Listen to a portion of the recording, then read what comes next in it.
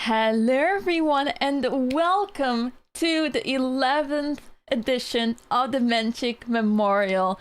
I'm your host, Women International Master Anna-Maja, and I am super delighted to be commentating on this wonderful event.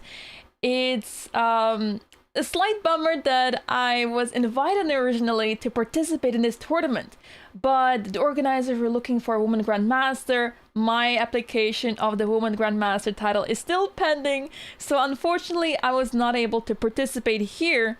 However, a couple days ago I was asked, would you like to commentate? And I thought, yes, absolutely. So here I am, bringing you the action of this tournament. We're going to take a closer look at the tournament. It is 10 women participating here, and they're playing a round robin, so they're all facing each other, and may the best win. A couple of players, I believe 7 players, are trying to get a norm here. So there's both Women International Master norms that can be achieved here, but also Women Grandmaster norms. We have 3 Women Grandmaster players among us, at least. I believe there's also 1 Grandmaster.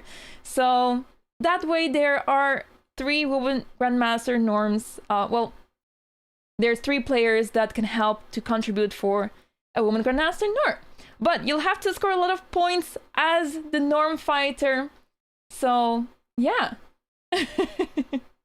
The chat is not delayed, so we have the camera delayed, the moves are delayed, but I am not delayed over here. At least that's what we try to organize as much as possible. I'm just keeping an eye on things over here.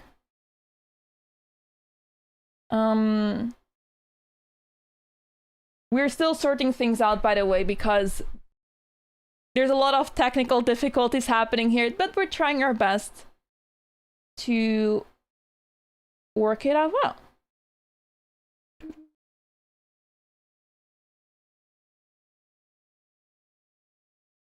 Okay, cool.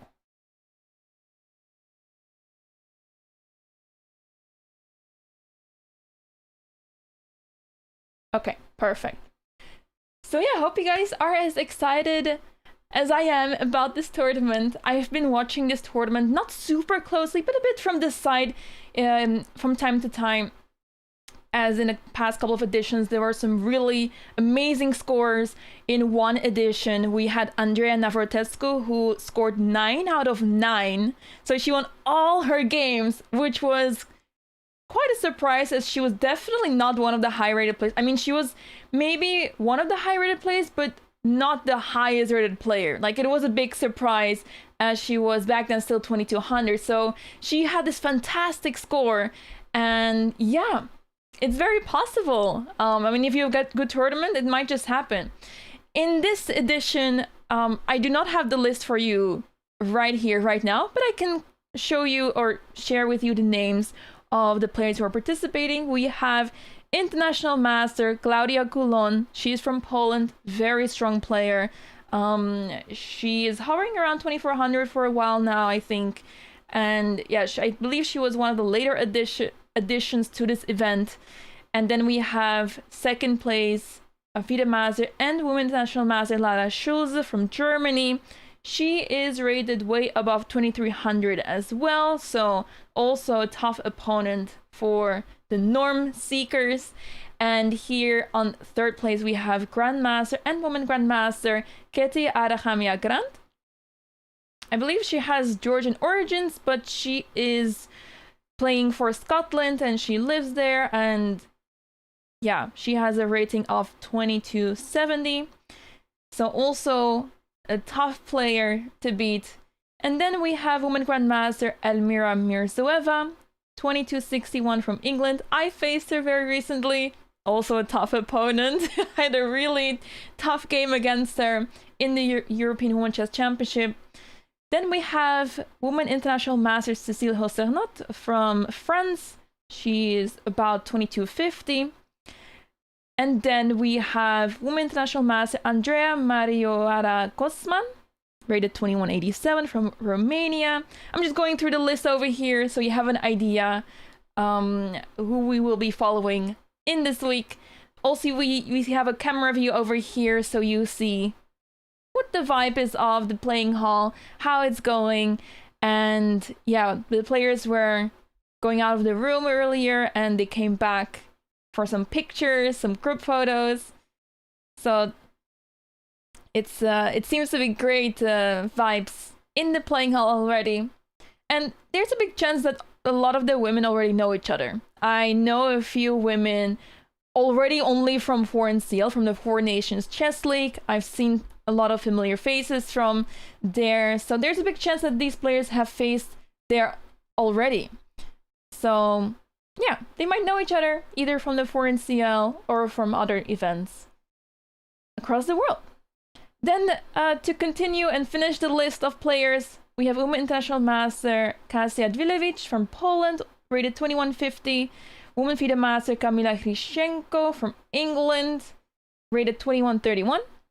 Women FIDE Master Shambhavi Hariharan from England as well, also rated about 2100. And Women FIDE Master Anusha Subramanian from England, rated 2016. So, a very nice field created, and well, one of the main organizers of this event, Aga, she has done a tremendous job to put another fantastic field of 10 players here.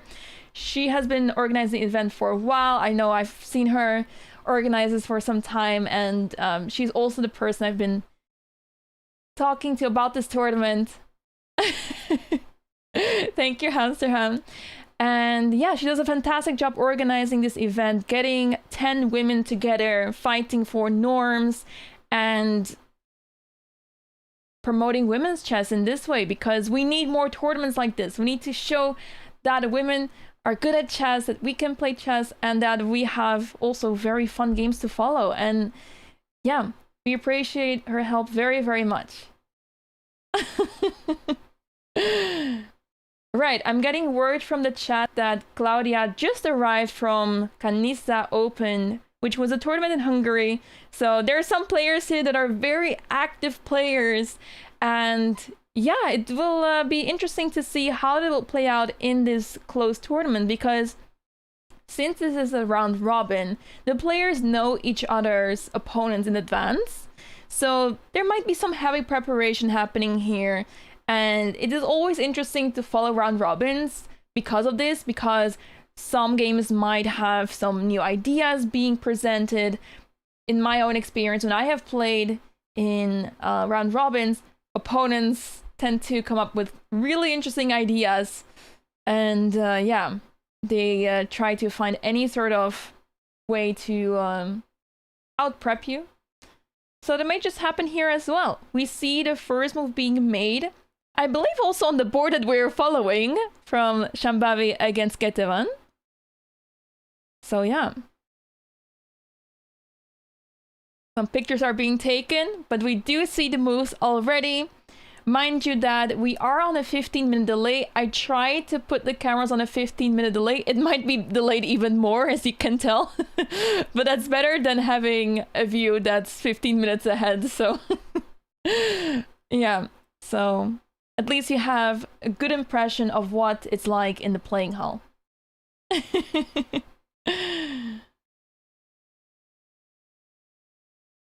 There we see Aga, she was taking a picture over there. I believe at the end we have Malcolm Payne. He's been the organizer of the London Chess Classic. He's also organizing lots of great events in the UK. They do fantastic stuff for chess in the UK, organizing great events.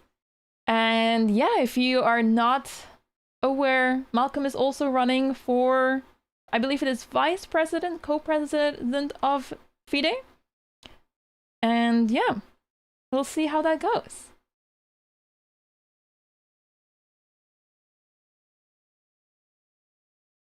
Okay. All right. Well, without further ado, since we already have moves, why don't we take a look at our games? So, let's move this one over here. Yeah, the scary part about organizing an norm tournament, a round robin, is that all 10 players need to be present and play every single round. If one person drops out, you have a big problem. When I played one round robin tournament, there was one sort of reserve player in case someone drops out in like last minute. It is very possible, you never know. Someone might get really sick out of nowhere, unable to play. So what do you do then? So it's always handy to have a reserve player in these sort of situations, but usually things go all right. But I can imagine as organizer that this is a very scary thing. And yeah, I was also approached to play in this event, but unfortunately due to the lack of my title, I was not able to fit in this group. But maybe next time. Maybe next time. Alright, let's take a look at the first game. Shambhavi against Ketevan. It started with d4, d5, c4, e6. They played the moves out rather quickly, so we're in a Queen's Gambit decline. And now the move a6, which is not as common. Usually bishop e7 is played, knight f6, simply to develop pieces. A6 is also... It's a move that is played often in these variations, but I'm guessing that it's sort of trying to gauge a situation. What is white going to play after this? So a6 takes, queen b3, already putting pressure on the pawn on d5, and now playing c6. This is the move that you'd like to play to defend the pawn on d5, but now with a6, you would not really want to play c6. It weakens the square on b6. The dark squares feel very weakened on the queen side, so you would rather not touch this pawn anymore. So that's why knight f6 was played, bishop g5, c6 played eventually, and now breaking the center with e4. Bishop e7 played, and now Shambhavi is thinking. She already has a good position out of the opening, she has the center. Very early on, she's able to push the pawn even to e5, she has control over the dark squares. But anything can still happen. It's early stages still. Just informing you that also the time control is 90 minutes and 30 seconds increment. That's it. There's no additional time after move 40, which means that you're not trying to reach move 40 to then get 30 minutes. No, you're trying to basically be ahead of your opponent's time, because it doesn't matter if you're on move 20 or move 40 or move 60. If you're down to 1 minute, you're stuck on a 1 minute for the rest of the game.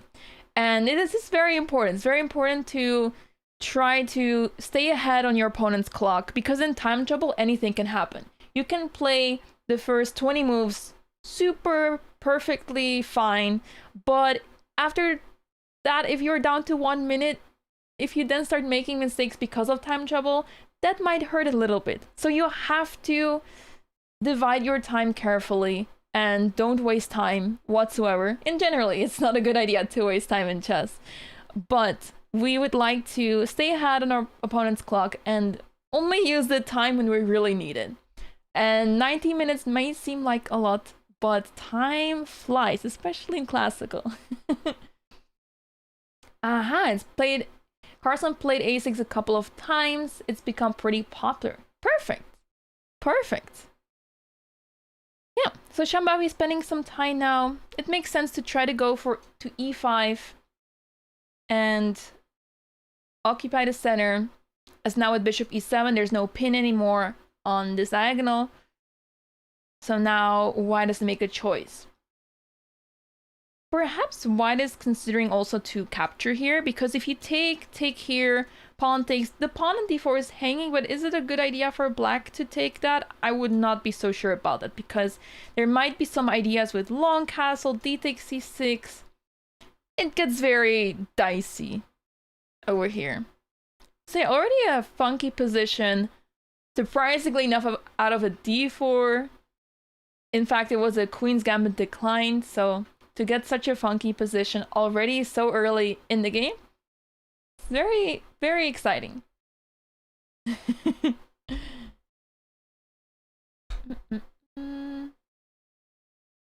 Okay, perfect. Let's go to the next game. Oh,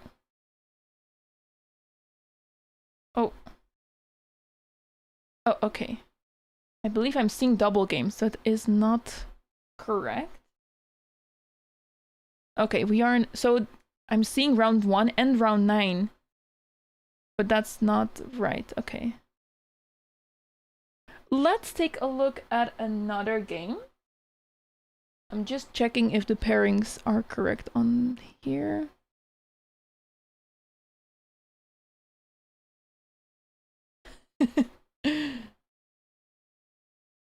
Yeah, I see Cecile sitting over there with the black pieces. That sounds right. Okay, let's go to the second board. We have Lara Schulze against Katarzyna Dvilevic. And this was from a Roy Lopez. Okay. A6, bishop a4. I believe Lara usually plays e4, so she must be feeling in a comfortable position here. Bishop b7, d3, b5, bishop b3, d6, a3, and knight a5. Okay, interesting.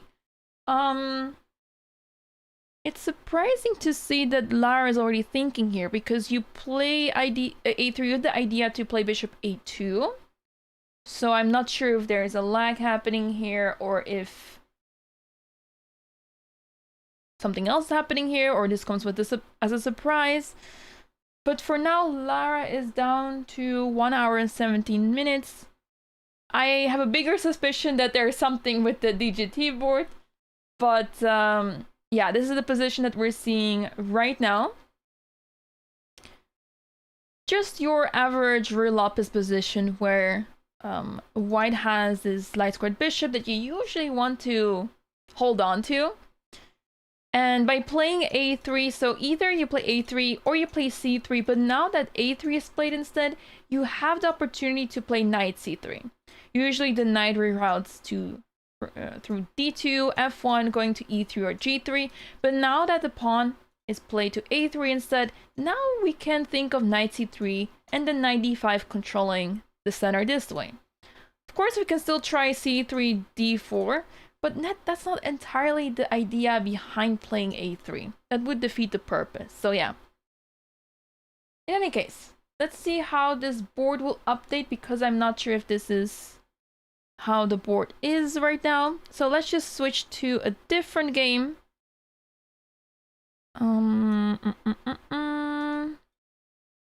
Let me do this real quick. We have all the boards already set on chess.com because it's a round robin. Usually in open tournaments, we don't know the next round pairing, so we don't have the boards just yet.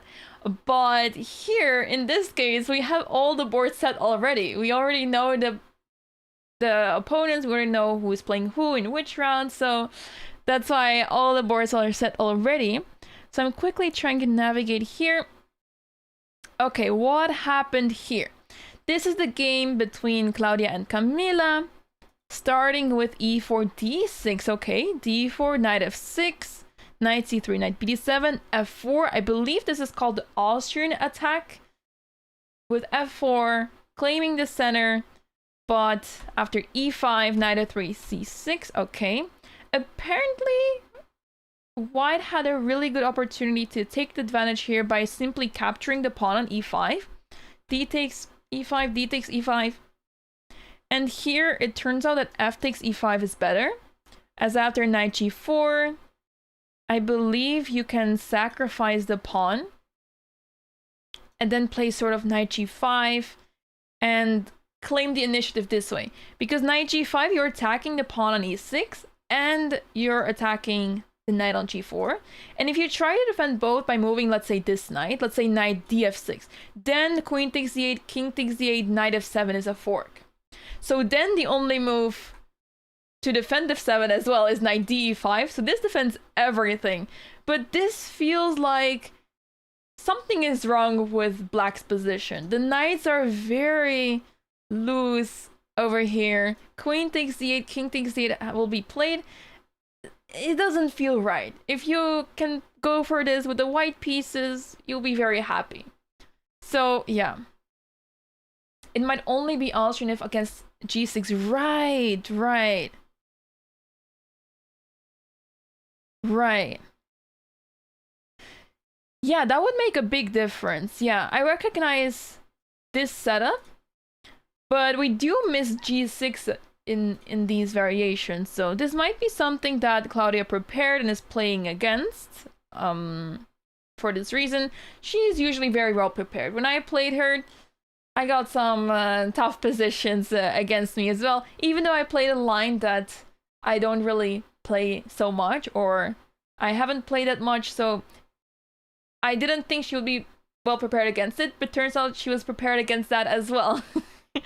So Claudia is really good at preparing. She's usually well prepared. So that's why you have to be careful for what she goes for. And here, knight takes e5 was played. I think the problem with knight takes e5 now is that you're helping the opponent to trade. So this is all on the board. And now, I guess sooner or later this pawn will drop. Not for now, but knight g4 might be played, or knight d7. And I like white's position, but I think it would have been better for white to keep the knights on the board. Imagine if there was a knight on f3 and knight d7. Now, that's essentially the difference that we're talking about here. And by keeping the knights on the board, it is making black's situation a little bit more difficult, because the knights are trying to find a good place.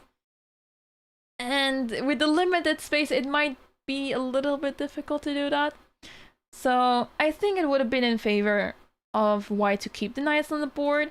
But okay, there's also something to say about this position right now, where this king is feeling quite alone here. It might need some extra support. But yeah, for now, white needs to develop still. So let's see how Claudia does that. But it is looking good for Claudia, that's for sure. That's for sure.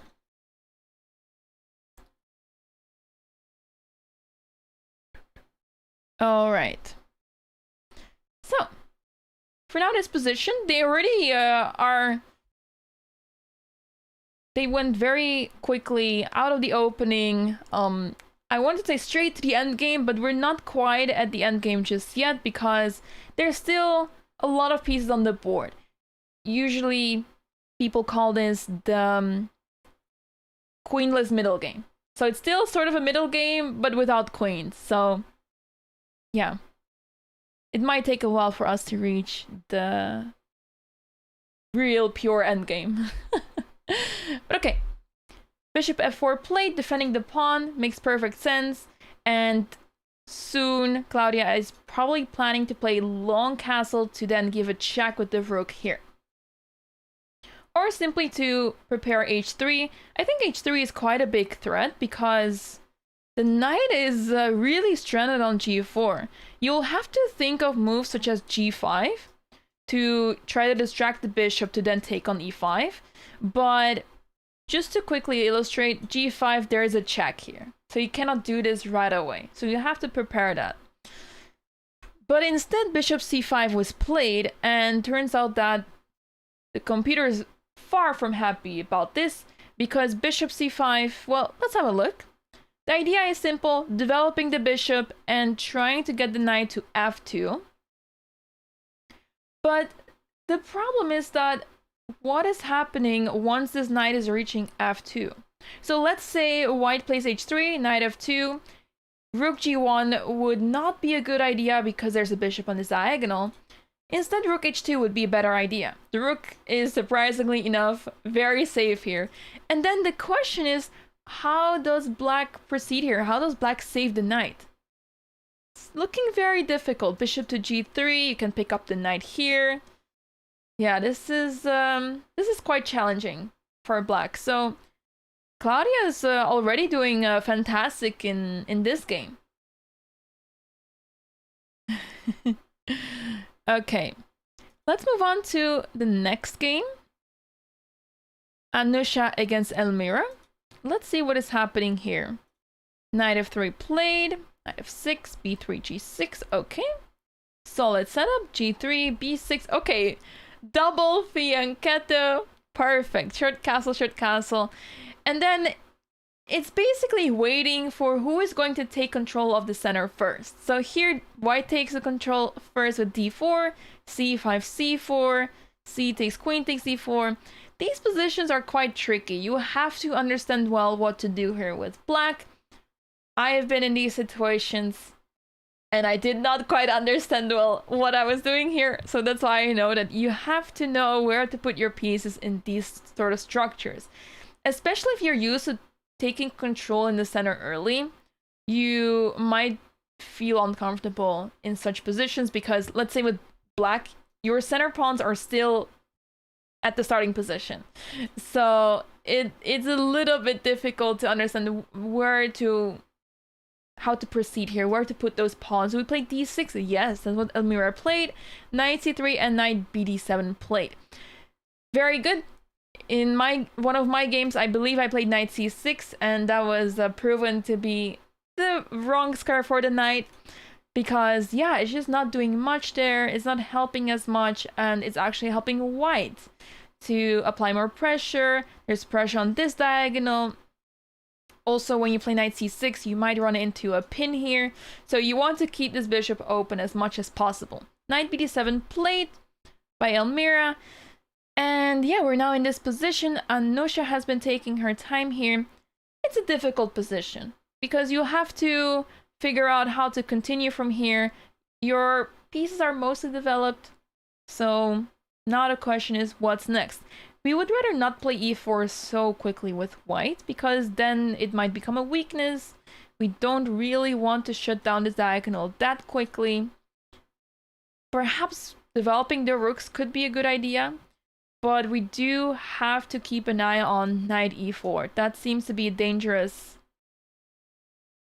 move, opening up the bishop towards the queen. You do have to check if there's no tactics with queen takes g7, but I believe that there are no tactics available in this position. Yeah, I believe next to this room, when I was seeing the door open earlier on the camera, I was seeing that I think there's another tournament happening. I believe the Mind Sports Olympiad is happening right now.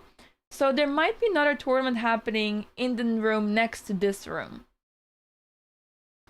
So yeah, a lot of chess happening. I believe there was a Blitz and Rapid or Blitz or Rapid tournament happening. So yeah, a bummer to not have been there, but that's okay. So yeah, for now this position, the players seem to have gotten their preparation more or less on the board. It's always a question to see who actually got out of prep first, but I think most players are feeling comfortable.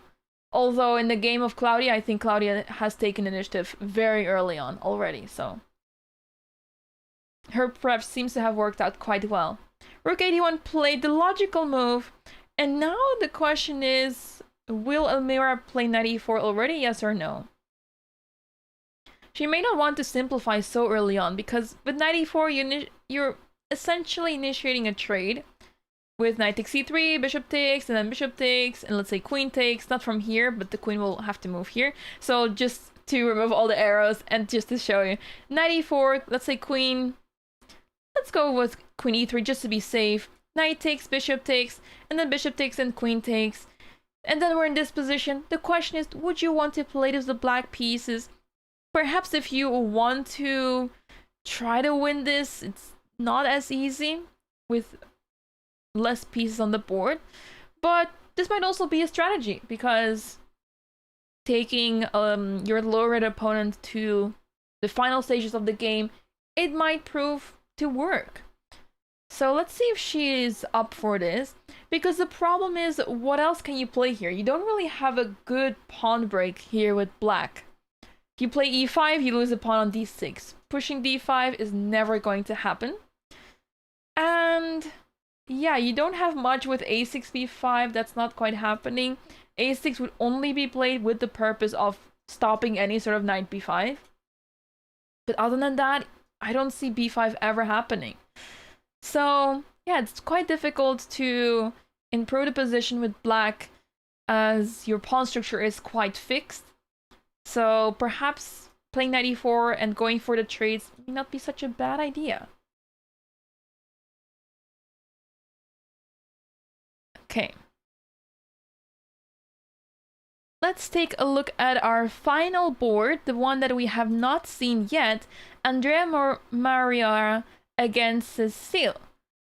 So, the game started with knight f3, b6, c4, very similar as the game we just saw with b3, f5. Okay, now it's different.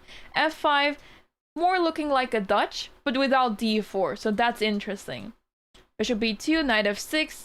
So, black is trying to control the e4 square as much as possible, but as long as there's no d4 played, playing knight e4 is not really interesting, because after knight e4, d3, the knight will have to move. That's not quite ideal. Queen c2, bishop e7, and now g3. Okay, so Andrea is postponing the advance of this pawn. And that's fair enough. There's no rush to play d4. e5 is not happening anytime soon, and if c5 is played, you can always play d4 after that, so that's completely fine. And by playing g3, white is preparing bishop g2, and it's on the board. And yeah, these positions are usually very comfortable for white. White is sort of waiting, gauging the situation, trying to see what black wants to do. And you cannot play knight e4, as I mentioned, you cannot play knight e4 that easily. So for the time being, white is doing fine. And we'll have to see what black decides to do. Also, when you play d5 here, let's say in this position, then you're already shutting down the bishop over here. That may not be so ideal. So d5, perhaps then you will play a move such as d4, and white usually gets a lot of control in the center. Although this, by provoking d4, you do gain control back over the square e4, so it might still be worth considering. Thank you so much, Justin Conclusive. Thank you. I hope you guys are having a good time over here. Thank you, Snow Leopardo, for the 100 bits. Thank you.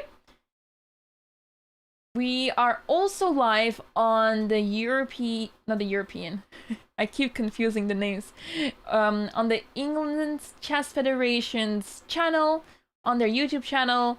So make sure to check out their channel as well. They have a lot of great content over there, all about England chess. So make sure to check it out. And yeah, we're also live there with this tournament. So I hope everything is all right there as well. Let me quickly check this.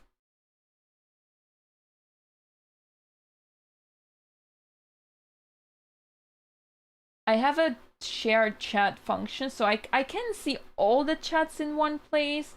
So for those who are watching on YouTube, we're live on YouTube and on Twitch.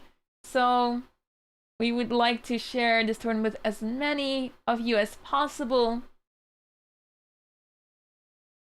So yeah, if you have any questions, please let us know. And I'll try to answer them as soon as possible, or as well as possible.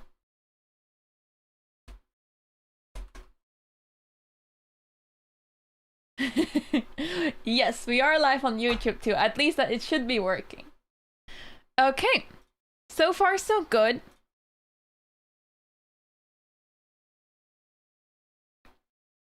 Claudia is indeed doing fantastic. Let's quickly jump back to her game. She's already in a winning position after the move h3. She's attacking her opponent's knight. The opponent's knight doesn't have many squares left. I guess you also have knight e3. But I believe after knight e3, I'm not sure if that piece is going to survive there. Knight e3 played. And I was just going to say, I believe there's knight a4.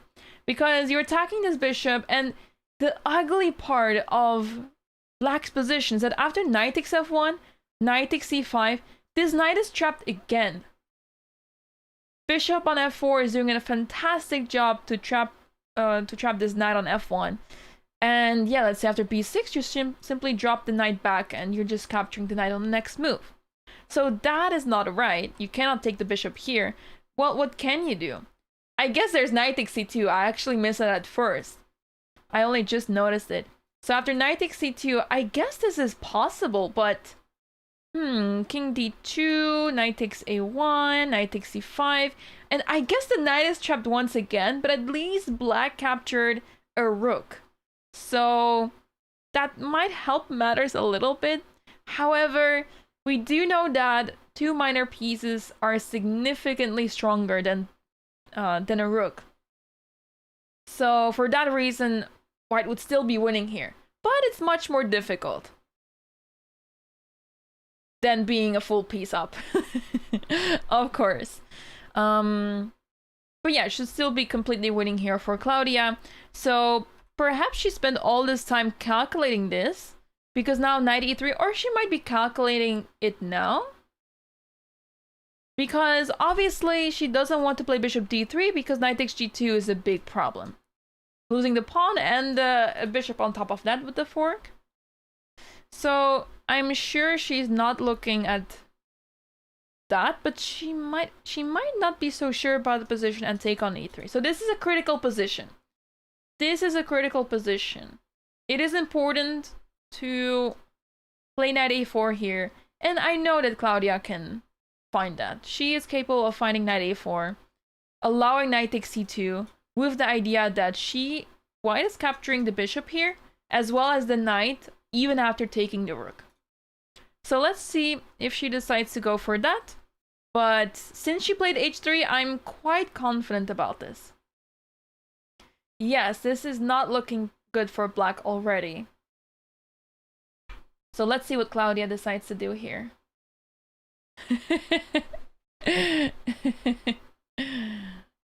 The more, the merrier. Bishop e3. Right. I was going to check that out. So thank you for reminding me. Bishop e3. After bishop e3, my first guess is that you can play bishop... Oh, but bishop g3, then the knight retreat. So that's not quite helpful, yeah? I guess bishop here... I'm leaning towards the knight being trapped somehow, but I'm still not entirely sure about this. Let's see what happens after bishop e3. I don't want to peek and see the solution. Let's try to figure this out together. So bishop e3, attacking our bishop. So we can take that. Knight takes. But then we have problem here, here, and here.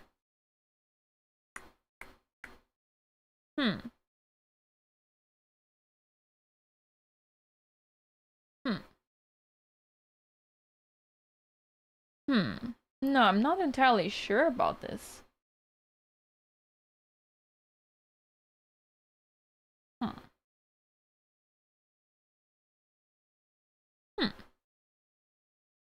Bishop e3. Ah, we're just going to play g3. I like that. Bishop e3. Simply defending the bishop with g3. But I guess bishop e3. I don't want to make the moves on the board because then we'll get spoiled. Bishop takes, pawn takes, and knight h6. I guess the knight is not happy, but it does survive. Something tells me there's something concrete, but maybe it's good enough. But I would be hoping for something more here. But it is looking like it is necessary here. So if we see bishop e3, what are white's options here? So it turns out there's many options. Can give a check. Bishop g3 is fine. But the best move is g3. So good job. g3 is the right move. Bishop takes, pawn takes. And at the knight h6, you just have a really bad piece on h6. You can play long castle, king f2, whatever you prefer. And simply play this position out with much better pieces. It will take some time to grind this out. But yeah, Claudia is... I think Claudia is especially strong when she has the advantage. So it's the worst when you're higher rated opponent has a much better position, because the chances of your opponent making a mistake at that point is very small. So yeah, and she does play, oh, knight e3 is on the board. Oh right, knight e3 was already on the board. Sorry, I forgot that this was played. And knight a4 indeed played. So bishop e3 not on the board. Would have been interesting to see that play out, but after knight e3, which is a natural move by the way, knight a4 was played, and Claudia played this also relatively quickly. She played this in 5 minutes, and the previous move she only spent 8 minutes on that. So I think she figured it all out. And yes, she is definitely showing off her strength. I mean, she's a very active player. I didn't see how she played in her previous tournament, but yeah, she has been doing really well these days. She's hovering around 2400, and yeah, she it's nice to see her grind chess so well. So knight a4 on the board, and she's already in the winning position. She's doing fantastic, allowing this move knight takes c2, which will capture the rook on a1.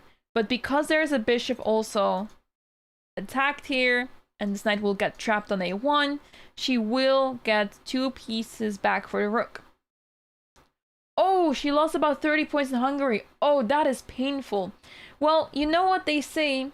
I have been told that usually you want to play 2 tournaments back to back, because the second tournament usually goes better than the first one, or you just play better in the second one. So that's why it's recommended to play 2 tournaments back to back.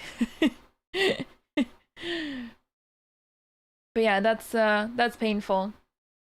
Hello, welcome everyone to the Menchik Memorial, the 11th edition of this wonderful event. Every single time we have 10 women players playing against each other in a round robin. A round robin is a closed tournament where the 10 players are facing each other. In every single round they are, well, paired against each other, and they play 9 rounds. So we already know all the pairings of all the rounds, but we don't know the results yet. Absolutely, T-Bryce. I enjoy commentating so much. It's always a lot of fun to commentate on events. I do like playing more these days than, well, I guess a mix is the perfect way to both commentate and to play sometimes. So a mix of both is great. But I was asked to play in this tournament, and the only reason I was not playing in this tournament is because I am missing my WGM title. We're waiting for approval, which will probably be approved in the Olympiad next month. So that's why, yeah, I was not able to participate in this tournament, but hopefully next time. And then instead to be granted the opportunity to commentate is absolutely fantastic. Oh, someone redeemed a postcard. I completely forgot about enabling or disabling this, but thank you so much, Job. I will reach out to you later about this. Amazing, thank you. Just checking this real quick.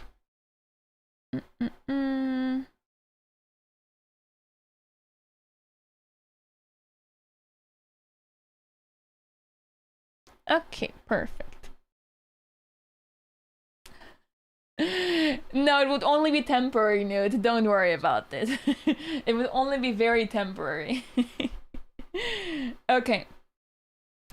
Let's take a look. So, Claudia in the winning position already. Fantastic calculation by Claudia. And seems to be a good start for her. Let's see if we have any changes on the other boards. Let's go back to the first board. We have Shambhavi against Ketevan. So here's where we left off after bishop e7. Shambhavi did play the move e5, knight h5, bishop e3 and g6. Yeah, it's a bit of a difficult position for black, right? Because the knight on h5 is stranded. The development is a bit awkward here. It's not the worst, I have seen worse, but it's definitely not what you want to have with the black pieces. So already comfortable position for Shambhavi, but this is the problem. You might be in the comfortable position, but actually trying to take the advantage might prove to be an even bigger challenge. So let's see if Shambhavi can take over the initiative here, or, well, rather take the advantage, because it's not easy. You need to act quickly. If you don't do anything in the next couple of moves, black might just play knight g7, bishop f5, knight e6, maybe not, depends on what white does. And there's a chance that black can consolidate here. Once black consolidates, it might be a problem actually for white, because the pawn on d4 is weak. Let's say the knight jumps to e6 or f5, you can then push c5 to pressure the pawn on d4. So it's quite a tough position in that case for white. So you need to act quickly here. You need to make sure that black doesn't get those opportunities so easily. So yeah.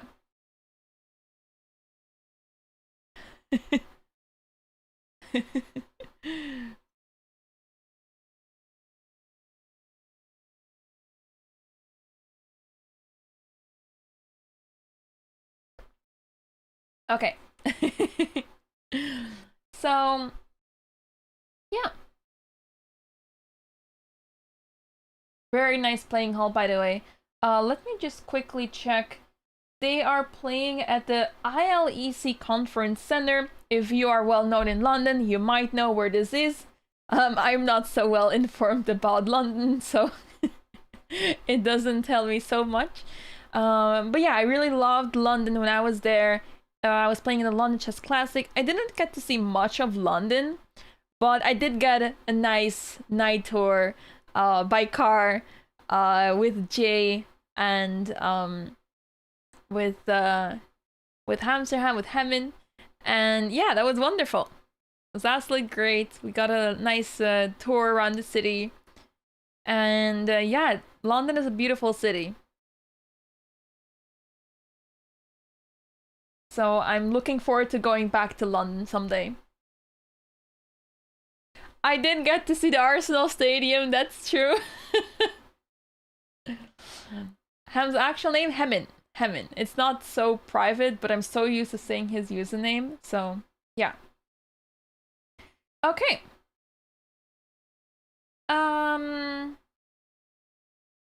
Yeah, so just to quickly go through the information of this tournament, the random option was used for pairing purposes in Swiss Manager, so there was not a some crazy drawing of lots happening. It was just with the random option, and then the players were assigned with their numbers and pairings were drawn this way. And this already happened 11th of August at 8 p.m. local time.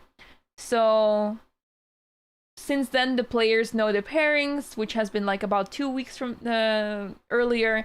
So the players had 2 weeks to prepare for this, which is quite a lot of time. So I'm curious to see how the preparation will come out on the boards. But yeah, so far we have on most boards, we have pretty standard, or let's say kind of normal positions. Although this board is quite crazy. Let me take a look. I believe we don't have the information yet of, well, I do have, so it says that the average raising is 2200. I will have to check the regulations, or the, what is it? The handbook, to see how many points each player needs for a norm. But yeah, we're still in round 1. 7 out of 9 for WGM. That would make sense, because yeah, we have a few with 2100. We have someone with 2000. So yeah, I think a lot of points is necessary to score a Norm. Okay, this is still early stages. We have all the rounds will happen this week. So today is the first round, but tomorrow we have a double round. The coverage will only have the afternoon rounds on this channel over here. Whether you're watching on YouTube or on Twitch, we're doing the commentary on the afternoon rounds. So the afternoon games are at 3 p.m. local time, which is 4 p.m. Europe time. And we also cover the last round. So the last round is a morning round. So we will also be covering this, and it will be very interesting to see if we'll have any players with a chance for a Norm. So yeah.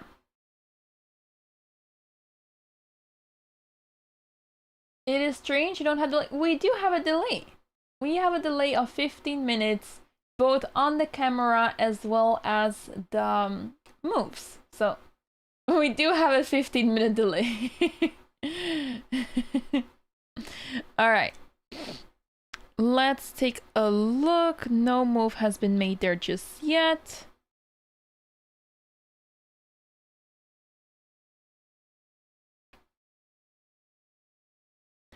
Okay, I think the board of Lara Schulze has some issues, because I would be very surprised if she was spending so much time here.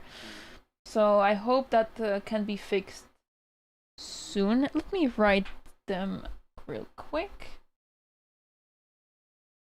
Oh, I see the pictures. They've shared some pictures with me of the tournament, and it looks absolutely amazing.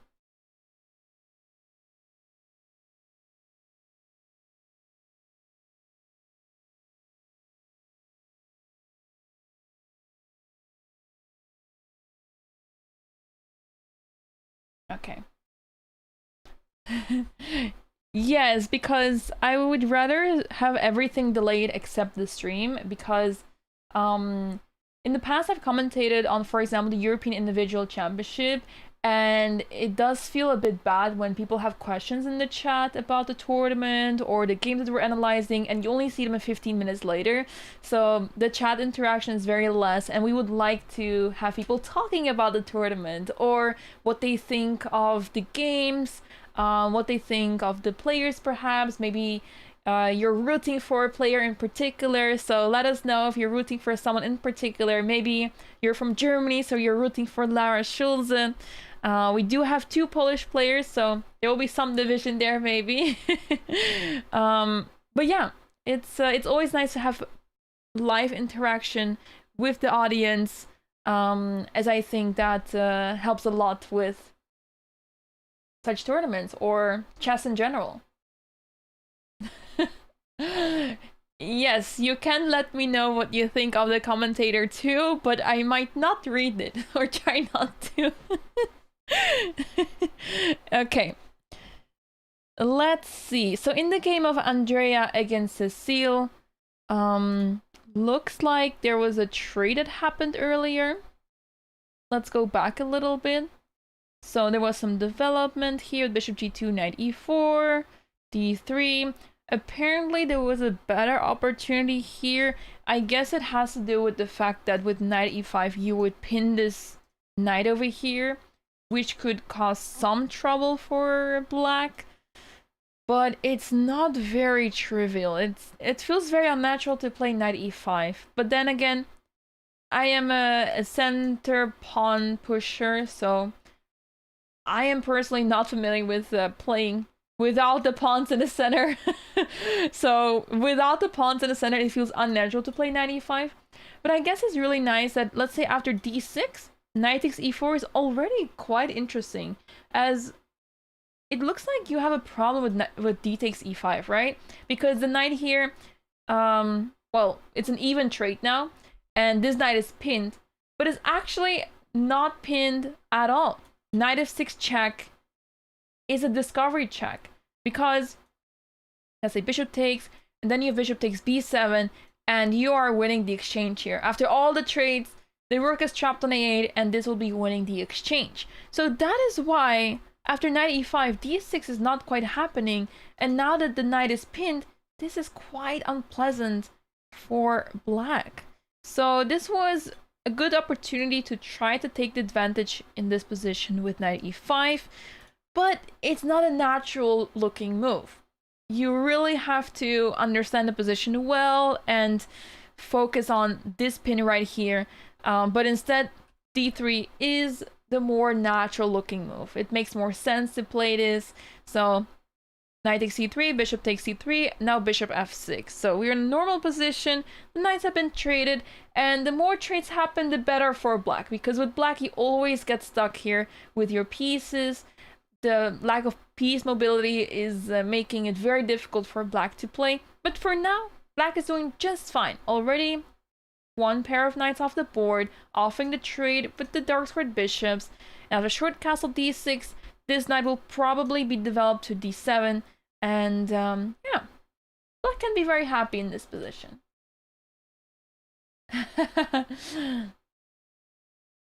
Yeah, so we will not be streaming every single round over here, but we will be streaming the afternoon rounds. And not all of them, but we will be streaming, I believe it is 4 afternoon games, and then 1 game on Sunday, which will be in the morning. Yeah, so for those who are wondering, who is this? It's not my commentator, no, this is Vera Menchik. She was the very first women's world champion in chess, and she was phenomenal. She was a very strong chess player already back in the day, but unfortunately, as you might be reading it in the in her biographies, she did not survive the war, the Second World War, and yeah, this tournament is held in her memorial, is a memorial for her to yeah, to pay respect to such a great player in chess.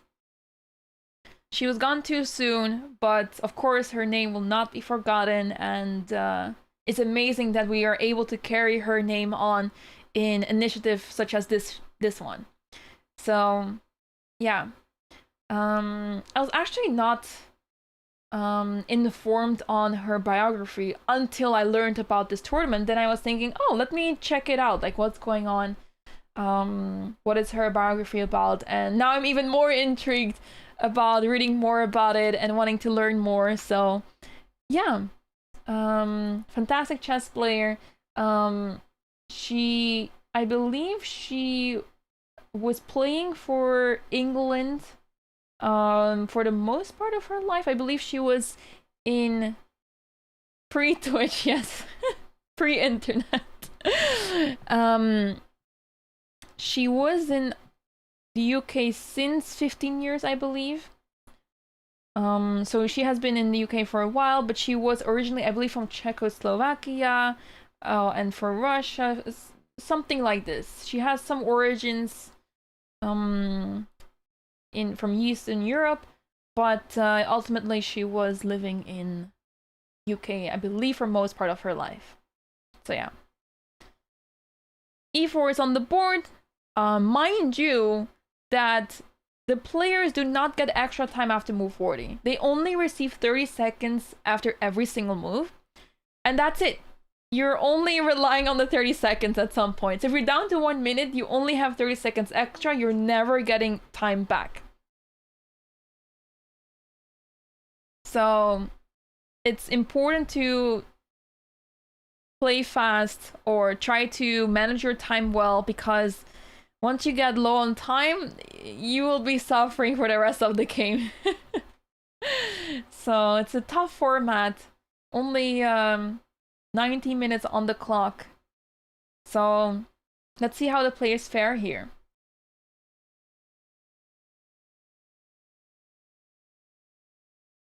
Wow, I see some incredible pictures being posted of the players. Amazing.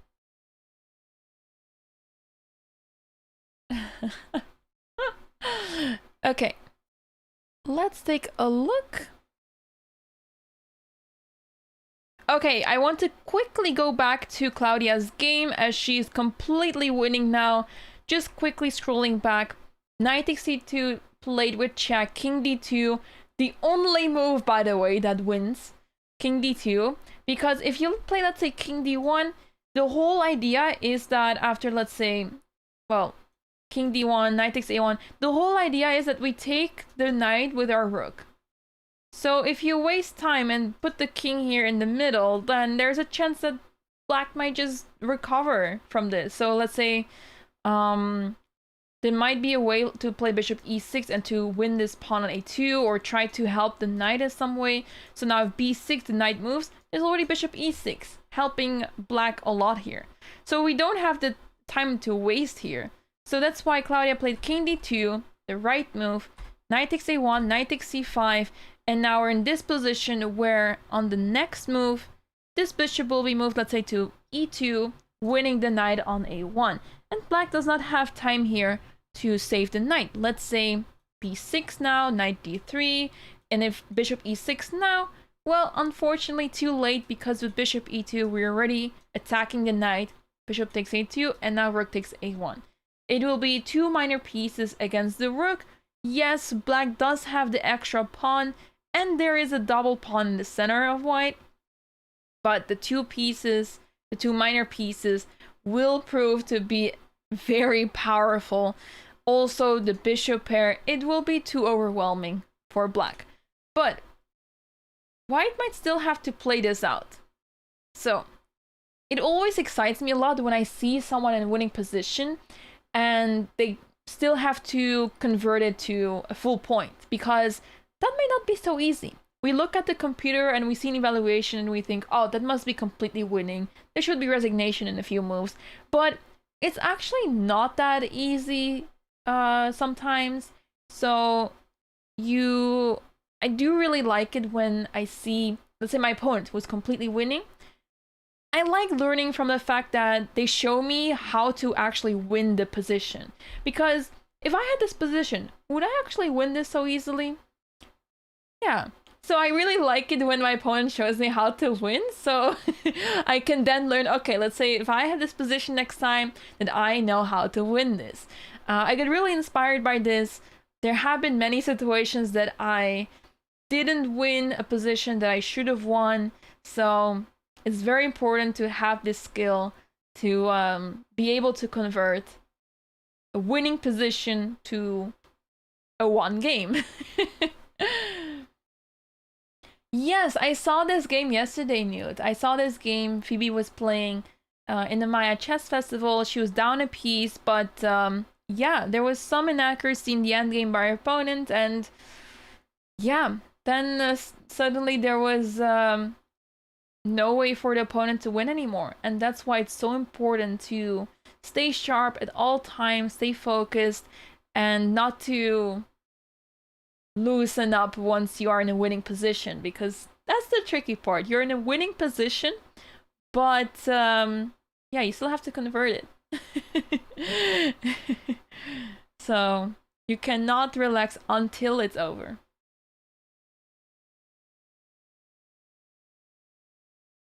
Thank you so much. Thanks for hanging out. We'll be streaming this event almost every single day this week. Last round will be on Sunday, but this will be Sunday morning. So it will be an early round. But it will be a very interesting round because we might have... well, there are some potential players who might be fighting for a norm. So it would be fantastic to see if one of the players can get a norm in this event. We have 7 players fighting for norms, and some of them are also fighting for WIM norms. Some only for WGM, as they already have the WIM title. But yeah, WGM would be fantastic too. I know how difficult it is to get the norm. So yeah, and with this tough field, it's very difficult to get a norm in round robins. At least, unless you have reached the level already, like, you know, let's say, if you already are 2400 rated, then WGM norm might not be so difficult.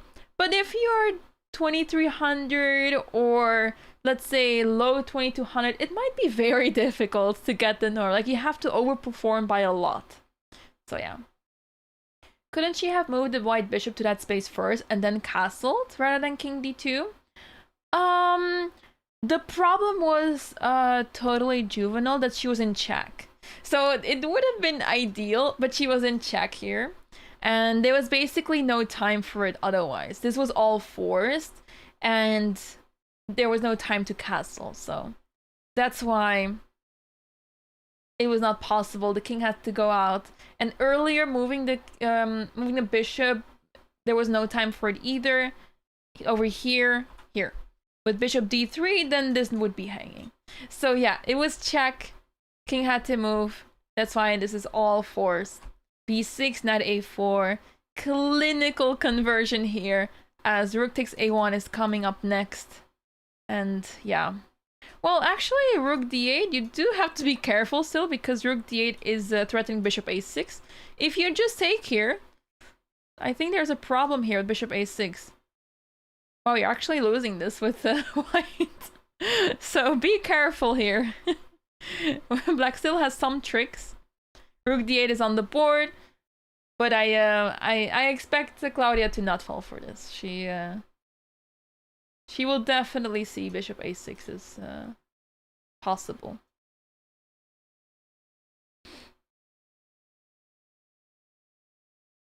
Okay.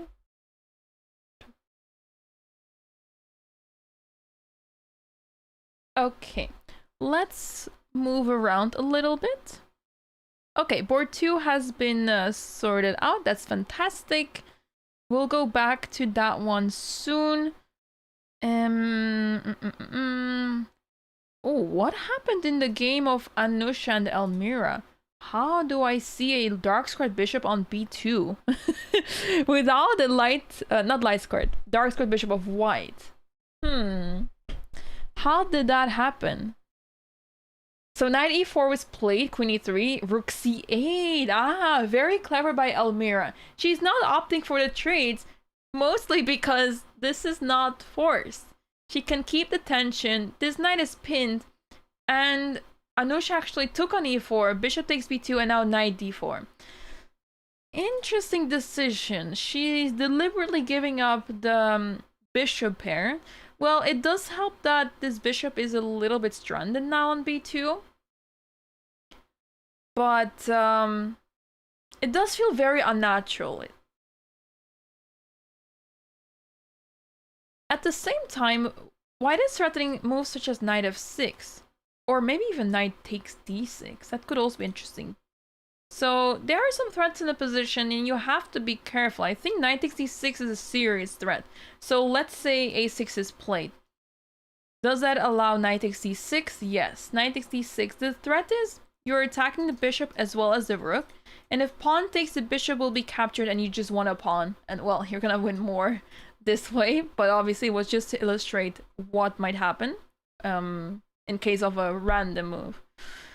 So knight takes d6 is a serious threat, and you have to be careful. Well, I guess one way to defend would be rook e8, because after knight takes d6, pawn takes d6 is opening up the rook towards the queen. So then white is not in time with the tactics and not able to capture the bishop on b7. So that is why rook e8 would help to stop the knight threat of knight takes d6. So yeah, so far so good. I really like how Elmira is approaching this, but also Anusha with the tricks in the position. So Elmira has to be careful here. So let's see what they decide to do.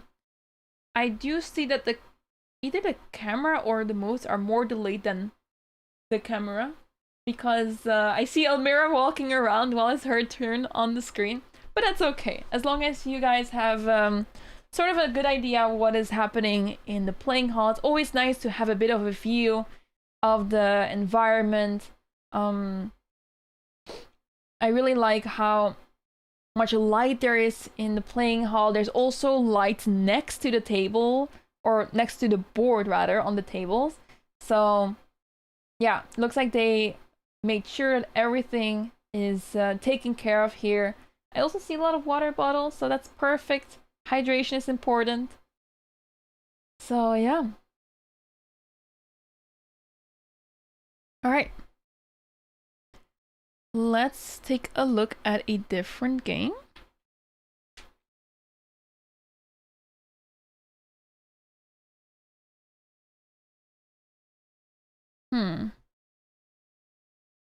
Just going back to Claudia's game, King c3 is played, going out of the pin on the d file, and yeah, this is looking very rough for black, because rook takes a1 is coming next, and you don't really have a good way to either delay the game further or try to get some material back for the loss of the knight. It's simply not possible. I mean, there's knight b3 because king takes b3 allows rook takes d3. So pawn takes b3 doubles the pawns, but is it actually going to be of any help? I don't think so. White can play for the long game and slowly try to improve the position. White is not in a rush here.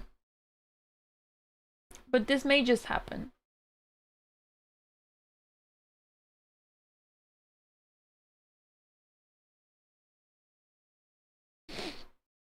Okay. Just going back to Shambhavi's game against Ketevan. So this is already what I was worried about earlier. Earlier I said it was this position. No, not here. Over here. We left here.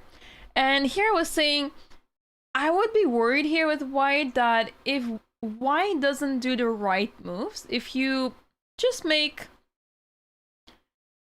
normal moves, or let's say you give your opponent time or you give them the position that they want, you might be running into some issues, because if black is able to consolidate with their pieces, you might allow them to have a lot of counterplay. Or once they consolidate, you're suddenly in a worse position because you didn't really make progress, whereas your opponent actually did. Because there's not much wrong in black's position here, other than the knight being a little bit stranded, this bishop not really being able to develop because it has to keep defending the b7 pawn, this knight still not developed, and black doesn't have so much space. So because you don't have so much space, this is why white has a better position.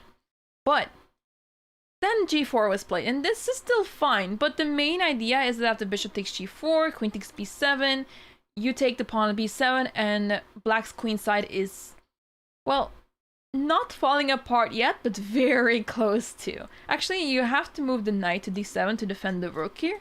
Then you take c6, and yeah, the pawns are just falling one by one. Not ideal. So that was the main idea, right? g4, you're not allowed to take here, so let's attack the knight. But after knight g7, now the problem is that black is ready to play h5. And if you don't have a good way to counter this, you might just lose control over the f5 square. This is one of the most important squares in the Queen's Gambit declined, because this is where black usually wants to put a piece, either a knight or the light squared bishop.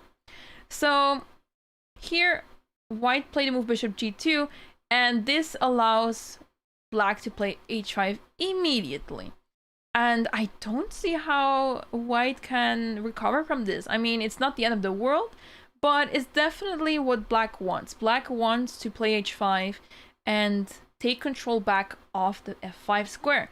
Once the knight reaches f5, let's say, the pawn d4 will be under a lot of pressure. Just to give you a line to illustrate this, let's say h5 is played, let's say takes. Okay, let's go for rook takes, and let's play moves such as h3, just a move to illustrate what's happening here.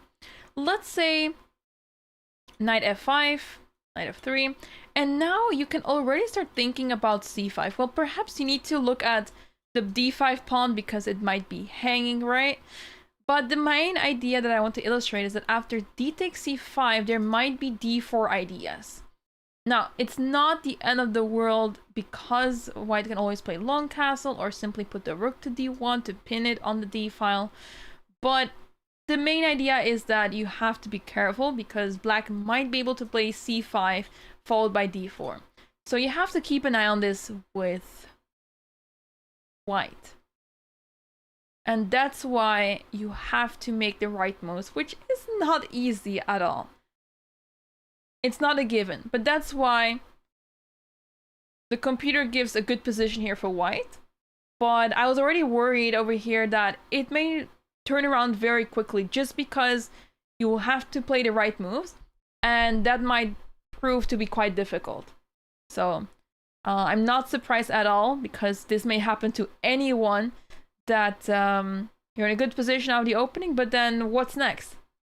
It's like playing against the hedgehog. You have a good position. Or playing against modern. You have a good position out of the opening. Your opponent is playing on the first 3 ranks on their side. So you have a lot of space, you have a great position, but then what's next actually? How do we seize the advantage? How do we proceed from here? How do we go from advantage to winning position? And that is quite difficult in those positions. So yeah, that is why do not be deceived by evaluation bar. It might be there, but it might not show the whole story. And that's why we illustrate this in commentary, to explain the position and what it's all about. So this is the current position. Black is still spending some time. So let's have a look at some of the other boards.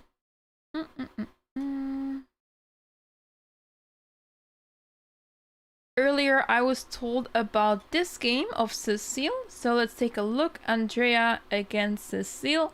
We left off at this position here, where Black consolidated very nicely with d6 here and traded off 1 pair of knights. The more you trade with Black, the happier you are, because you have a lot of more space in that case, because finding space here with Black is rather difficult. So you would like to trade some pieces, especially a pair of knights this way. And now e4 was played. F takes e4, d takes e4. Interesting. So I'm guessing that white calculated. First of all, bishop takes e4.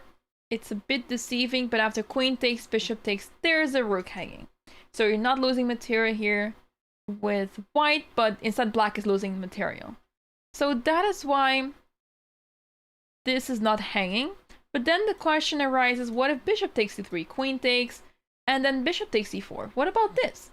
Well, I'm guessing the problem has to do with the fact that something about this feels off. Let's say rook e1. Because if bishop takes, the rook is under attack and the pawn on e6 is hanging.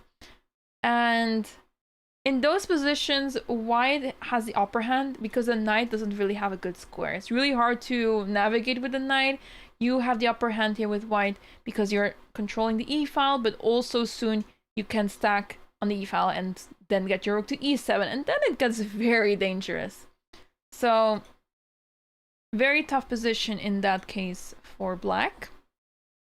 And in case of, instead of taking here, if let's say d5, I really want to play knight g5, but sadly that is not possible due to the queen on d8. But what about knight d4 instead? I want to attack the pawn on e6, so let's say we're threatening to take on e4, but also on e6. So if you take here, I'm not going to take back, although it might just be fine.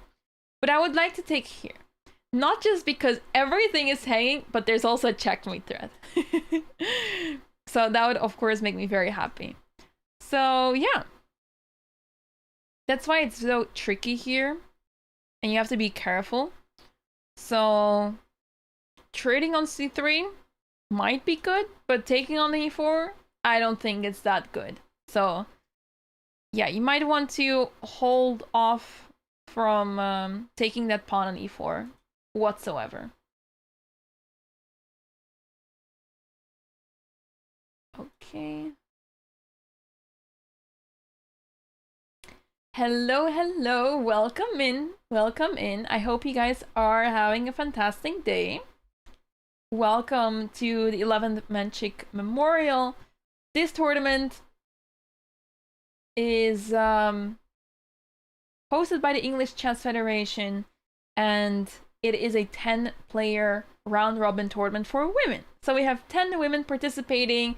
3 of them are WGM or higher, and 7 of them are fighting for a WGM norm. Some of them are not Women International Master just yet, so they're also trying to get a Women International Master norm. So there's a lot at stake in this event. It's so important to get a norm, and yeah, once you get a norm, no one will take this away from you. And we all know that with 3 norms of one specific title, you can apply for the title. Of course, depends what rating you have. There are some specific rules to this, but I know from experience, the WGM norm requires a 2400 rating performance, and the WIM norm requires 2250 rating performance. And then for the titles, I believe for a woman grandmaster, you need 2300 rating FIDE at least once, somewhere, sometime. Even if you got it 20 years ago, it still counts. And for WIM, I believe it's 2200. So you need to reach 2200. And then with the 3 norms, you can apply for the title. So yeah, there's a lot at stake for the girls here. It matters a lot because, yeah, 1 norm out of 3, it's a very big deal. And also, it helps a lot mentally. Once you get your first norm, you might think, it might give this confidence boost of, oh, I can do it once, why not twice? Why not a 3rd time? It's only 3 times anyway that I have to do this, so why not try for it as much as possible? So it's a good motivation boost for the players, and of course, giving opportunities not only to the norm seekers, but also to the players that already reached the title. So they got opportunities to play with a fair share of the conditions. And yeah, it's fantastic that the English Chess Federation is able to host such an important tournament, as yeah, we don't have too many of this. I believe we had one of such a tournament in the Netherlands a couple years ago. It was, I believe, the top 10 tournament. The name was something with top 10. It was a very long name, but essentially it was a similar 10-player round robin with WIM and WGM norm chances. It was a very similar tournament, but yeah, it was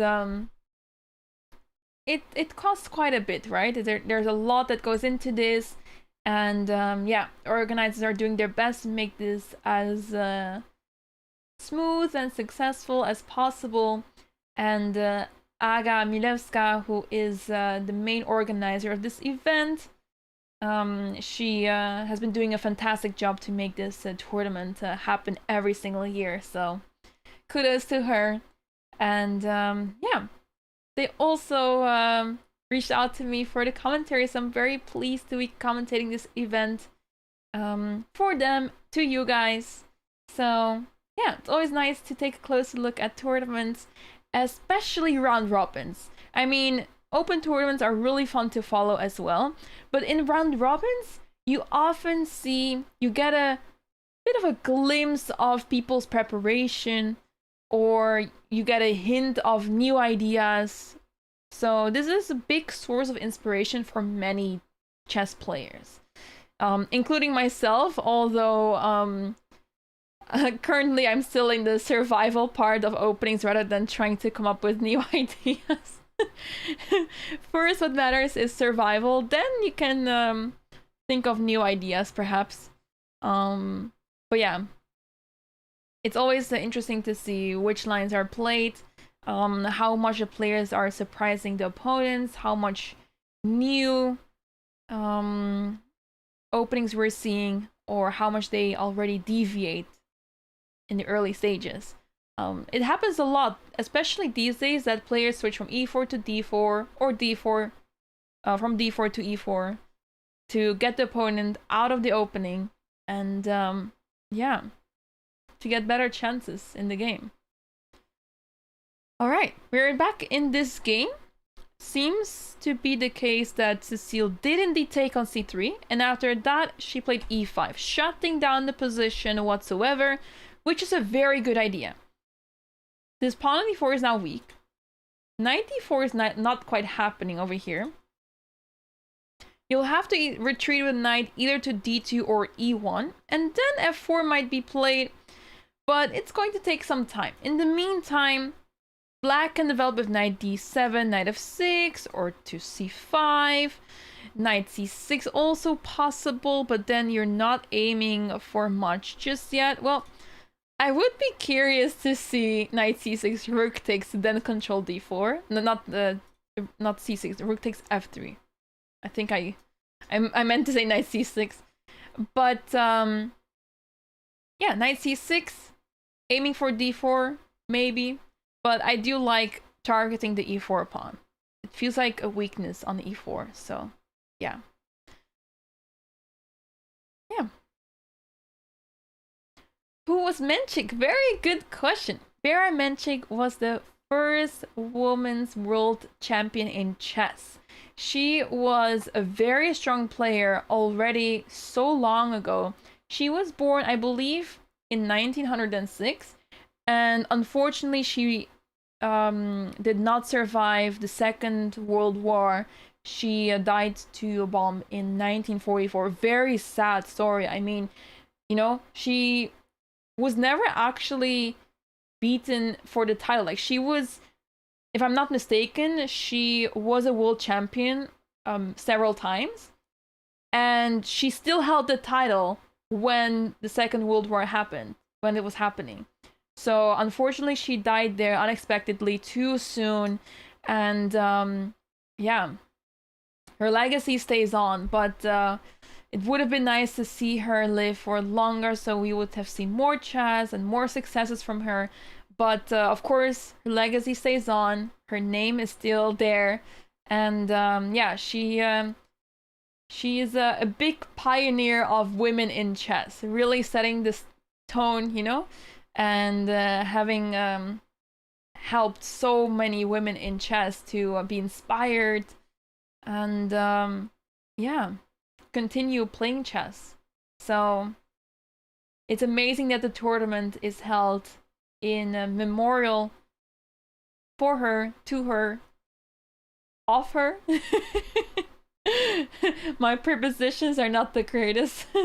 But yeah, she carries a big name in the chess world.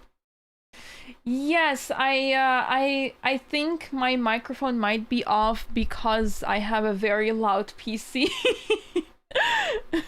So I have to look in the settings at some point, but yeah, I'm not sure how to take care of it now, but I'll look into it later.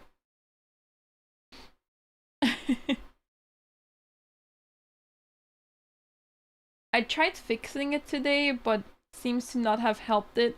It doesn't help that my PC is very active and a bit on the older side, so it makes a lot of noise, so that might be going through the mic as well. But okay, I'll do my best to work on it the next time. I hope I'm still audible enough. Okay.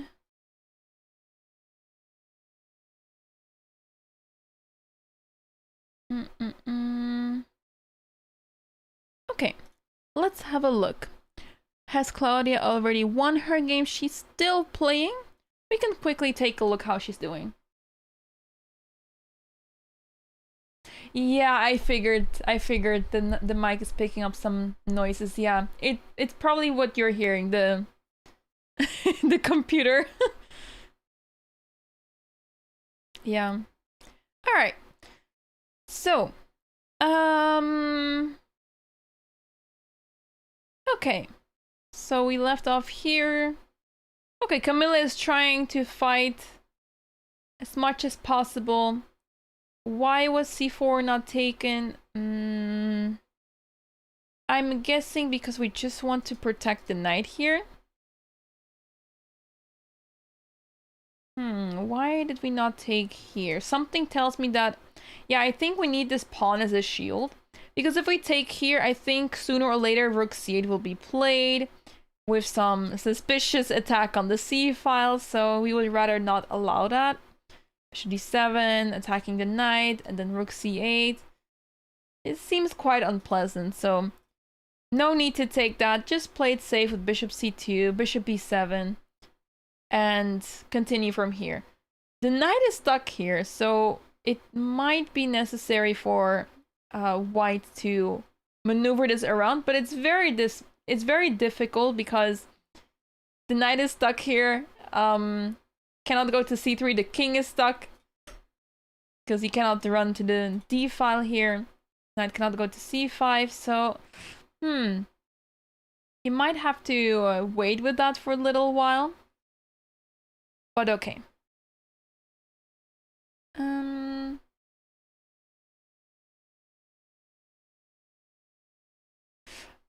Question: how does officiating work in this type of tournament? Is there an arbiter for each game, or is there a designated official for the entire event?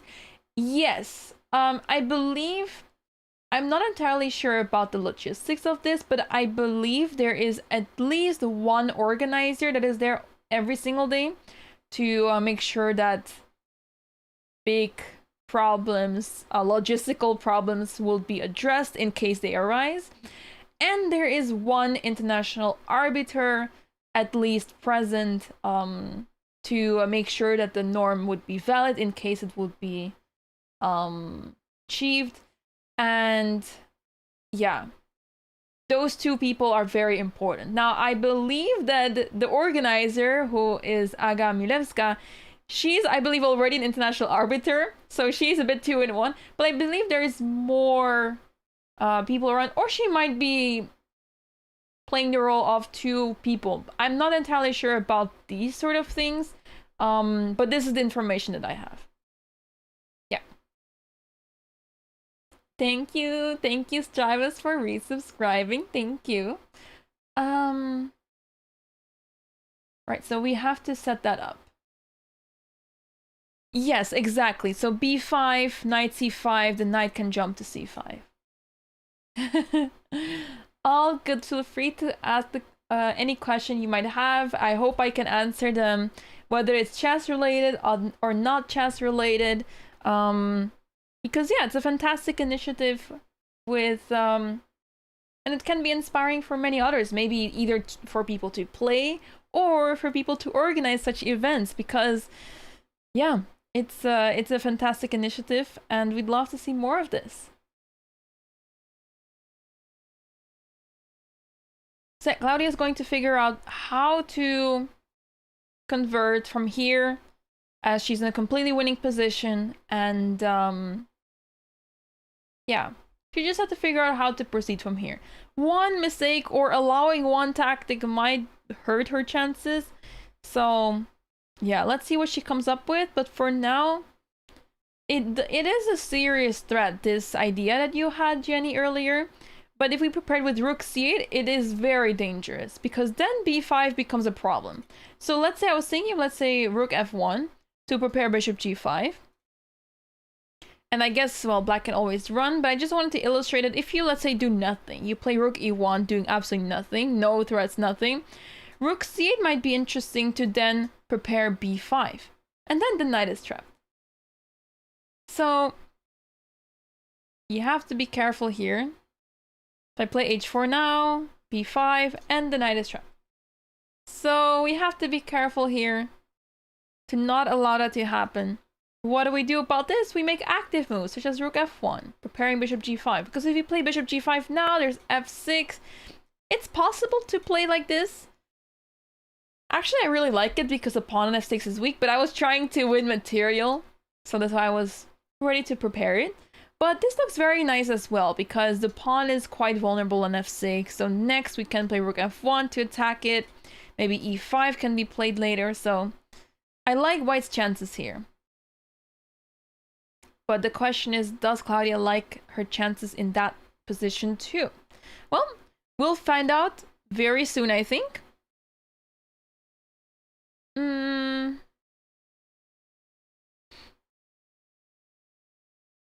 Okay.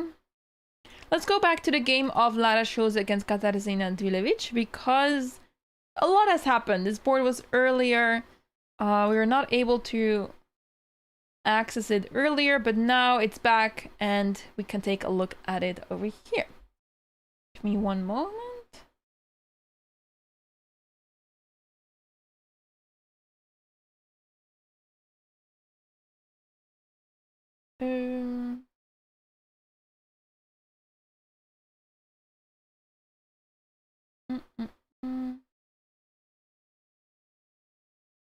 Okay.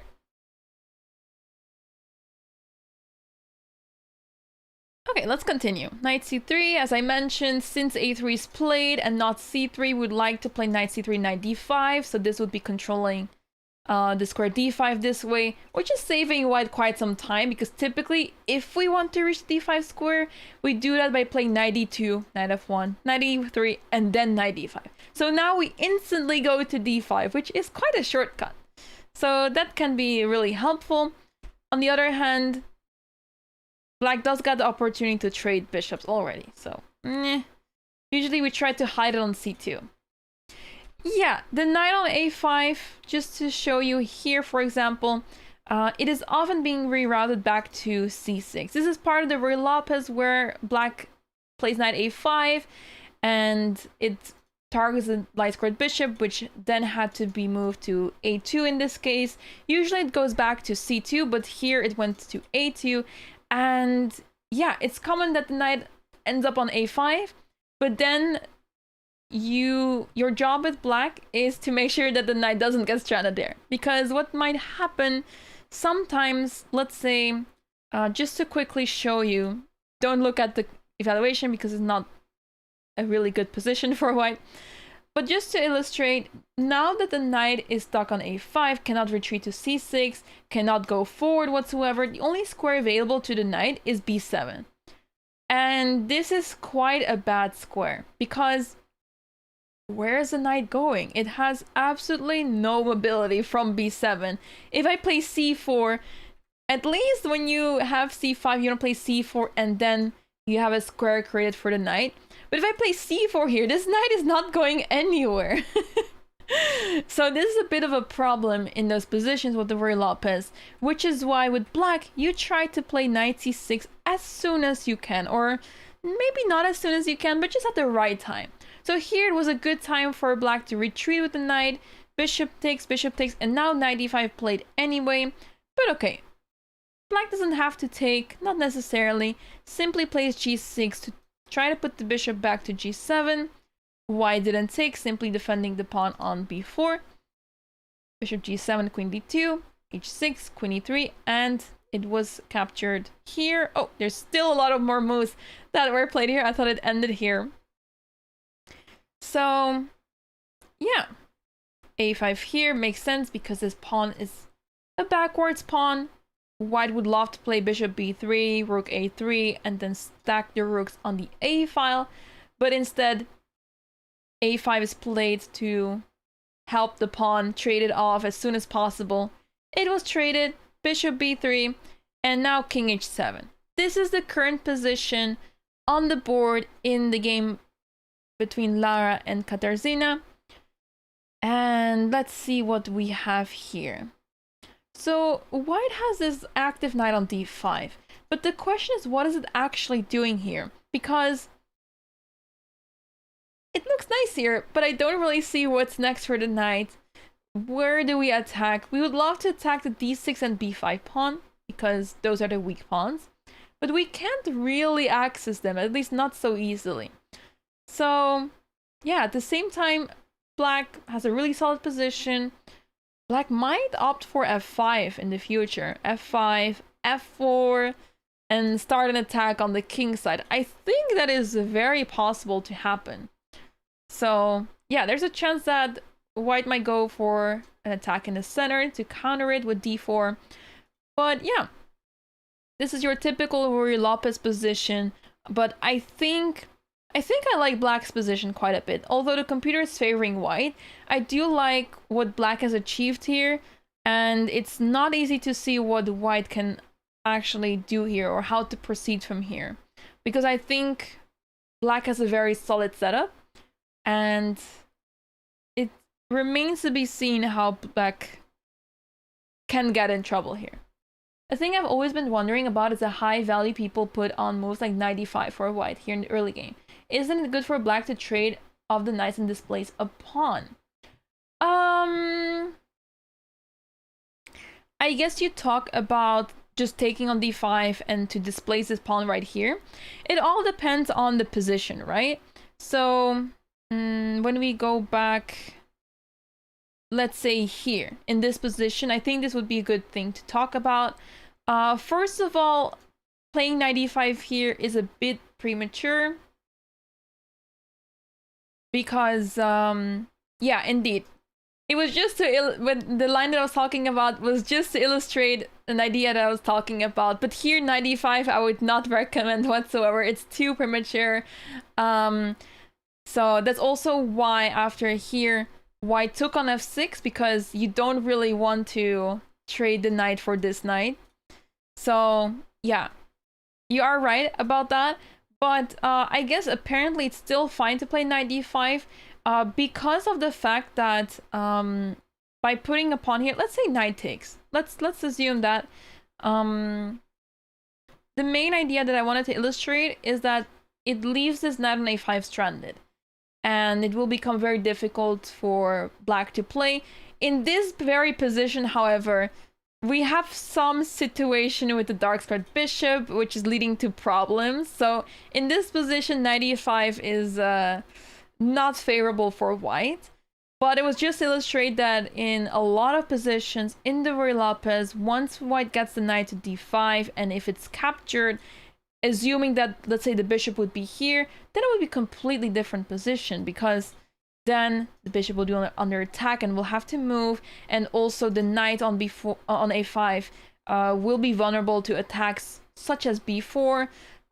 It might still be very playable for black, but it's just to illustrate that you would rather put the knight back to c6 as soon as possible, rather than leaving it on a5 and hope for the best. So yeah, that's why b4 was played, knight c6, and here bishop takes, with the idea to then play knight d5. So this is the much cleaner way to execute the plan with knight d5. And now this is how the game continued. And yeah, I think black is doing a fantastic job, and I'm curious to see what Lara will come up with here, because it's difficult when the position becomes more and more simplified. Rook b1, okay. So if black takes the white rook now on a1, this would have been a waste of time. But perhaps this is what Lara wants, so maybe she's provoking rook takes a1. And I guess she's also threatening rook takes, knight takes, moving the bishop, and then targeting b5. This might be her plan. But yeah, I think simplifying matters is good for black. I don't see what other idea white might have. Yeah, I guess I do like black's position for some reason. And also, black is doing great on the clock. Remember, there's no extra time after move 40. The players only have 90 minutes on the clock with an increment of 30 seconds per move. That's it. No extra time, nothing. Just 30 seconds extra per move. That's it. So you have to be very careful and manage your time well.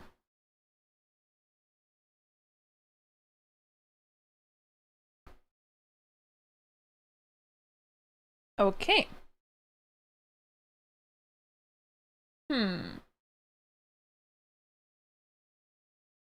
Let's see if we have any progress in the other games.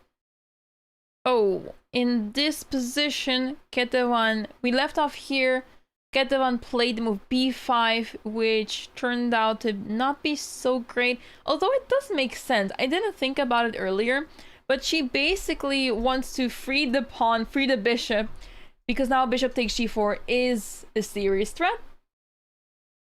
And that was defended with h3. So That makes perfect sense. Although I do wonder, there's this intermediate move, bishop h6. Would that have helped white in some way? Because remember, the main idea of black is to play h5. If you can stop that with white, it's perfect. So bishop h6, the knight moves. I think we have a great position here with white, because now h5 is impossible. Well, maybe in a few moves, but by that time we already have consolidated our position, and yeah, we have taken a lot of space. So would have loved to see bishop h6 over here. But okay, not an easy move to make, especially now realizing that pawn is hanging, so we want to defend with h3. So it is a logical move, but perhaps a missed opportunity of Shambhavi to seize the initiative and to keep things under control. Instead, h3 was played, and now h5, and we're back into this good position of black. However, white is given some time because of this move b5. Also, c6 might be a bit weakened now, so yeah. It was not desired to play the move b5, but it makes perfect sense that b5 was played, allowing the bishop to be freed, attacking the pawn g4. And now it's on Shambhavi to figure out what to do, as h takes g4 is a serious threat. The pawn is hanging. So perhaps b5 is a practical decision, because it's giving white some options, and white has to figure out what to do, and it's not so easy actually. Also keep in mind that, let's say bishop f3 would not help, because pawn takes, rook takes, bishop takes, and the bishop drops back, allowing bishop takes g4. So it might just have been a practical decision to make sure you play b5, because if the pawn was on b5 now, on b7, sorry, then queen takes b7 would have been a little bit annoying. So that's why I kind of like b5. I'm starting to like it more. Although the computer still dislikes it very much, I think it's a practical, good decision.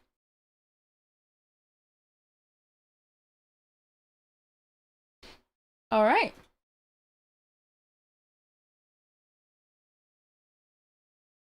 Yes, perfect.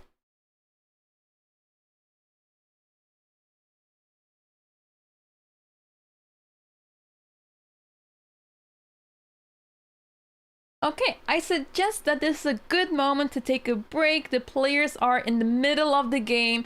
They are around 40-50 minutes on the clock, so this is the time that a lot of decisions will be made, and we're slowly transitioning to the final stages of the game, as yeah, there's a lot of action happening already on the boards. We might see some results soon, but usually in this time control, the games finish around the time that the players are at 1 minute on the clock, because then time trouble mistakes happen, and yeah, things go absolutely crazy in time trouble.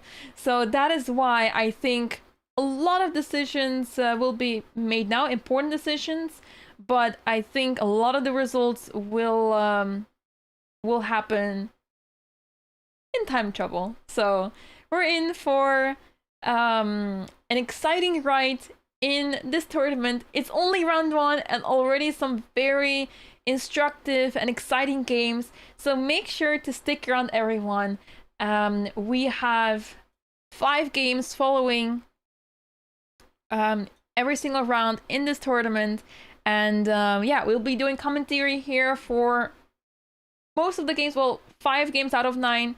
The afternoon rounds, we'll be commentating it here. But the final round is a morning round, so we'll be commentating that too in the morning. But for now, let's go for a short break, as the players are in this important phase of the game where they make important decisions. So we'll be back very soon with more commentary on this channel. See you very soon.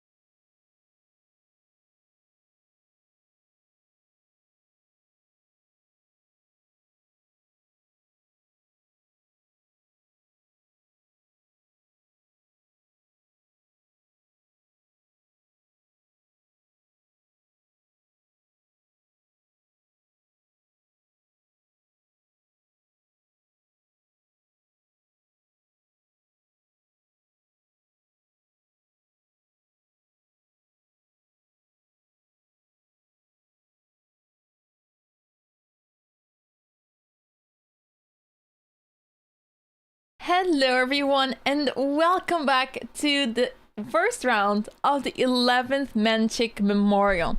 This tournament is played by 10 players in a round robin format, which means that the players are facing each other in 9 rounds and they are fighting, well, most of the players are fighting for norms. They're fighting for the Women International Master norms or Women Grandmaster norms even. We have 3 very strong players that have already reached those titles. So there's 7 norm seekers that are fighting against, well, among each other, but also against the 3 strong players. What typically happens in those tournaments, either we have norm seekers do well, or some of them at least do well and get a norm, or the top 3 players, those that already have the titles, those prevail. So it's either this or the other. So it's always interesting to see what happens in round robins. And in this one, we just started. The first round is off today, and we already have very interesting games. Today, Claudia is still playing. Even though she has a completely winning position, she still needs to play it out. So it's gonna take some time to win that game for her.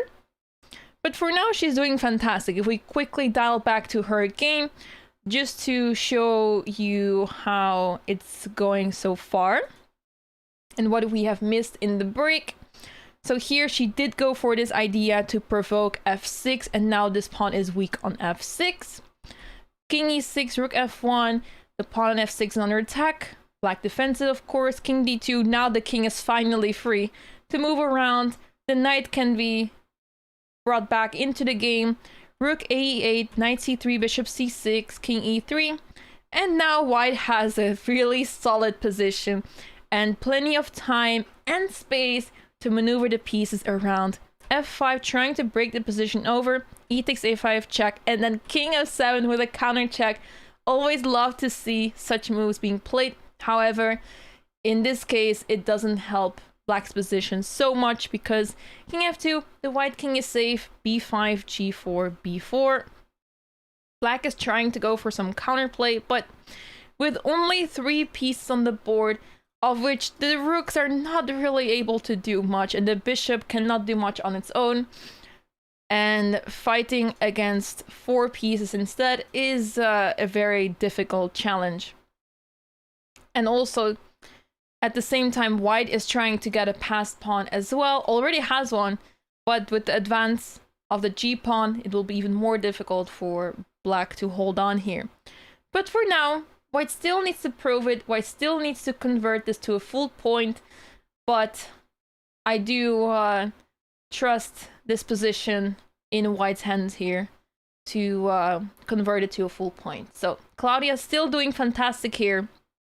Remember, the time control in this tournament is 90 minutes on the clock plus 30 seconds every single move, which means that they don't get extra time after move 40. It's just 30 seconds per move. That's it. So once you get down on time, once you get down to 1 minute, you are not going to get out of time trouble anymore. Well, you can still rack up the time to 5 minutes, maybe even 10 minutes if you play a lot of moves. But it's basically impossible to get out time scrabble then. So you'd like to manage your time well and save some time for the later stages of the game. Because if you're in an endgame and it's very dicey and you have no time, usually the better player will prevail. So you would like to have some time on the clock to make the right decisions at the right time. If you make the right decisions for the first 20 moves, but then you're down to 1 minute, and the next 20 moves are terrible because of this, well, you might want to change something about your time management. So this is why this format is so interesting. Usually in open tournaments, well, not usually, I guess it's quite around 50-50. It's a lot of open tournaments without the extra 30 minutes on the clock, but there's a lot of open tournaments with the extra 30 minutes, or at least 15 minutes. So that usually really helps to spend some time in the later stages of the game But here, no extra time. So you have to make do with what you have. For now, Claudia still converting. And also really doing well on the clock. The other games, let's take a look what happened in the game between Lara Schultz and Katarzyna Dvilovic. We left off not here. We already saw this, and here rook fb1 was played. Queen a8, okay. Forcing white to take because the white rook is under attack.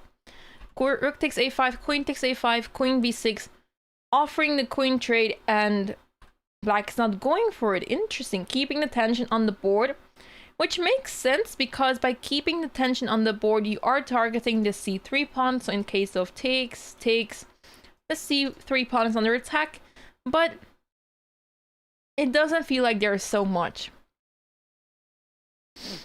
So yeah. By keeping the tension on the board, it might complicate matters a little bit, but I will say that there's probably not much after queen takes, knight takes, and then b4. Although, you cannot take. I just realized. I was thinking you can take here, but after takes, there's bishop takes e6, discovery attack on the knight.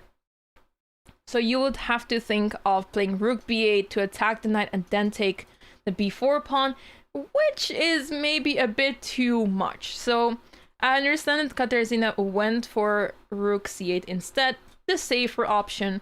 No need to complicate matters and to pass the turn on to white to see what white actually wants to do, because a queen on b6, well, it's a stranger in black's camp, but what is it actually doing there when everything is offended? That is correct, Manny. I played Lara in the Olympiad in Budapest, yes. So I know a lot of the names, actually. I think I've played Katarzyna also, but I think many years ago. That has been a very long time. So I played Katarzyna a long time ago. Lara recently, well, 2 years ago. I've played Claudia recently and also once a long time ago. I've played Elmira recently in the European Women's Chess Championship. I played Ketavan, I think, either in Rapid or in Blitz once. And I think that's it. I think I have not played against other participants. So I think half of the field I've already faced. But yeah, that happens a lot because we play in women chess tournaments, let's say European Women's Chess Championship or team events. I played Claudia both in Olympiad but also in this tournament that I was invited in, the rest of the world against Team Poland. So another team event. So yeah, usually women chess players face each other quite a lot, or at least once. But depends, of course. So yeah. This game will get very interesting. White played h3, such a typical waiting move. Both players are sort of making waiting moves, not really doing much, because there is not much you can do here. And if you try to do something, it might backfire. For example, playing f5 here feels a bit premature, allowing, let's say, knight f6, bishop takes. And yeah, some tactics arise in position. Actually, there is probably takes, knight e7, and then bishop is hanging here, and the rook as well. So yeah, that's why you cannot really do much here. You really want to play f5. So you have to figure out a way to try to prepare this. Because if you're not playing f5, then yeah, well, I guess you could play king g8 or king h8. Because king g8 allows queen takes, knight e7 check. So I guess the next best move is king h8 to wait. Alright. So, very interesting position. This might go down to time trouble, where Lara is probably the favorite, but you never know. Anything can happen in time trouble.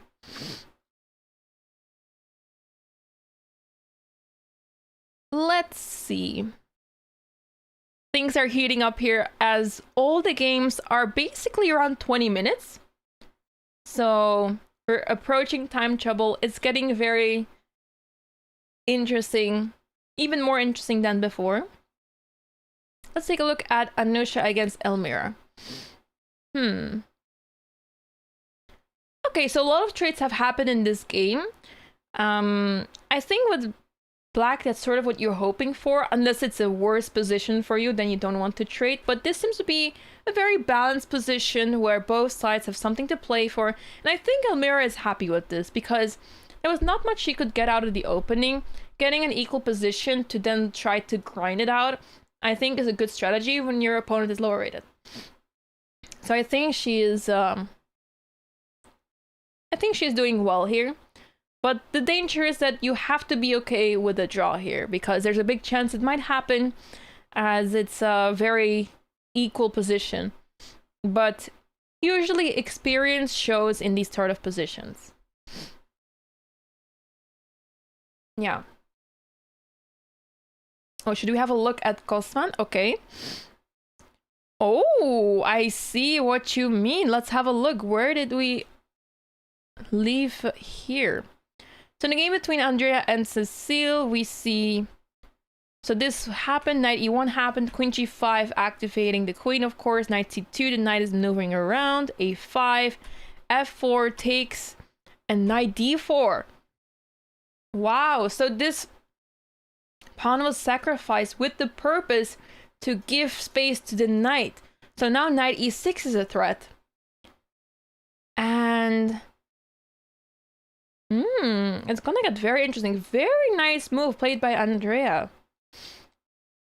So let's take a look what is going on here. The logical move here is queen e5. But I think the problem with this move is, let's say, do we want rook takes or pawn takes? Let's say pawn takes. Feels a bit more forcing, right? Rook takes, queen takes, and then knight e6 comes to mind. Attacking g7, starting mate, but also knight takes c7. Queen g4 has to be played here to defend, and then knight takes c7, bishop takes e4, threatening checkmate. So this is looking very crazy. Wow. Yeah, this takes. Knight takes, bishop takes is not ideal for white. So takes, rook here. Wow. Quite an endgame, huh? Quite the endgame. Which side would you rather take here? Because white is down a pawn, but the d6 pawn is very weak, and I feel like white is getting more activity quickly. Also, b6 is weak. I guess I would rather take the white pieces here, but I guess it's also because, yeah, there's something about playing positions where you should be worse, but there's chances to come back, chances to fight. And that feels similar in this position for white. I also want to go for the fight here and try to go for some tricks here with white. Whereas black needs to try to hold on to the pawns and sort of try to defend, which I would not be such a big fan of. And those pawns are really far away to make progress. There's a king here that will defend against those pawns. So those pawns are not really able to do much. So I would rather pick the white pieces here.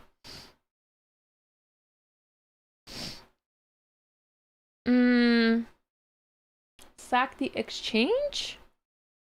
I'm afraid there's no sacrificing happening because the bishop is hanging here. So after bishop takes, it's white to move. So yeah, I'm not sure which position you mean. Or maybe you mean over here, knight d7?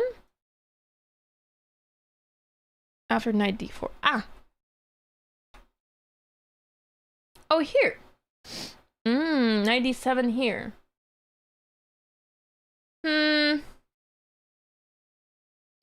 As much as I am all for developing our pieces. I think it might be a bit too much to play knight e6 because I don't really see the potential here with white. I think it's easy for white to defend here. So let's say knight d7, knight e6. I guess you do still have queen f6. But then again, there's, after the queen trade, there's knight takes c7. So it's not something I would voluntarily want to go for. Yeah, you do get a nice piece on e5, but I am not sure if that is going to help matters. Oh, it's black to move first, so you'll have to move the queen, let's say here. Takes, let's say takes here. You take here, take. Takes, rook f1. Yeah. Apparently there's a better move somewhere, but I'm not sure if I like this because white has a lot of play. So yeah, I would not want to sign for this with black. Too risky, exactly. So I would rather play more concrete than trying to develop the pieces as much as possible. I think you just don't have enough for it. So yeah, it is important to try to defend the square, I think. You can also play queen c5 to try to pin the knight. That could be helpful, because you also threaten knight c6. You're not going to win material, but I think it's a pretty useful move. If king h1, well, then the threat arises again.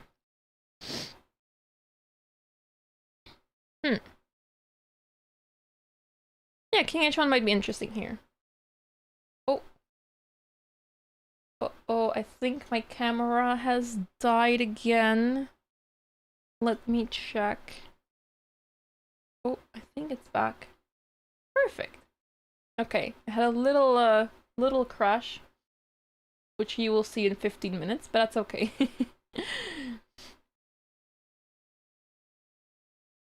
All right.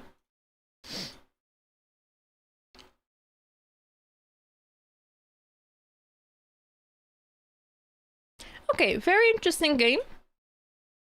Cecile has been spending quite some time here, which is worrisome because she's down to 18 minutes. Remember, no extra time after move 40. Even without that, it would also have been really scary because they are only on move 18. But in any case, they're not getting extra time. Queen c5 on the board. I like it, pinning the knight. But I'm curious what Cecile will play after king h1. Because after king h1, you're out of the pin. So knight e6 is a threat again. And you might have to find something concrete here. Something about f3. Because f3, of course, knight takes, there's bishop takes e4. If rook takes, you can't play bishop takes e4 because then you lose a piece due to rook takes f8. So I'm guessing rook takes, bishop takes. Tough. I mean, essentially you gave the pawn back, and at the same time this pawn on e4 is very weak. So now you can start developing. So now we traded the pair books, and now we can develop, and knight e6 is not so scary anymore because we simply have queen e5. Furthermore, after takes, even though the c7 is hanging, first there's a bishop hanging. So by the time white has solved their problems, we also solve our problems, and I would take the black pieces here, I think. Now I really like the knight on e5. Now I really like that. Okay, well, let's see what Andrea decides to do here. King h1 feels like the logical option. Get out a pin. Another option would be rook f2 to, well, there's no pin anymore in that case. But rook f2 feels very risky to play. I would rather not play this, although it seems fine, but it feels very risky. Let's see what Andrea plays here. A lot of action happening on the other boards. Ketevan in a better position. Let's see what happened. Wow. Neither has castled here, so let's see. Queen d1, okay, bishop e6. Okay, so queen d1 defended g4, which makes sense. Bishop e6, apparently not such a good move. Perhaps there was something more concrete, and bishop e6 is simply not doing much other than developing. But it's such a natural move, so it's a bit strange that the computer is so harsh about bishop e6. Perhaps you have to improve the position with a5 and put the knight on a6 instead. Somehow developing the knight, I guess that's most important here. This bishop is completely fine here, but it's easier to say at home than when you're playing the game yourself, because bishop e6 feels natural. You're keeping an eye on the pawn on g4, preparing knight d7, so it feels very natural. But I guess the problem with this move is that it allows, I want to say knight e2, knight f4, but the pawn is still hanging. Tough. Right, it does block. Yeah, you're right, Voidhead. It does block the knight on g7 from going to e6. So I guess in this situation, that's why going to e6 with the bishop is a bit premature. And the bishop is doing just fine right here on c8. But okay, the game goes on. Knight d7, king f1. Creative move. Knight b6, b3, queen d7. Well, at least there's a lot of pressure on this pawn, so f3 was played to defend, a5, and now a4. a4 is a logical move, because, well, you would like to stop any of this, and yeah, it does feel a bit nicer to play a4 after which b4 could be played. Feels a little bit nicer than facing b4 here without a4. But the problem is with a4, I think you just take. You just take over here. If pawn takes, there's knight c4, which is a really nice square for the knight. And if knight takes, I guess you can take over with knight takes, pawn takes, and rook b8, let's say. Rook b1. Well, I was even think of short castle here. I don't think we have to do much on the h-file anymore. I think our job is done here. And we're not afraid of g takes h5 because knight takes h5 is fine. So yeah, I think black can slowly take control over the queen side.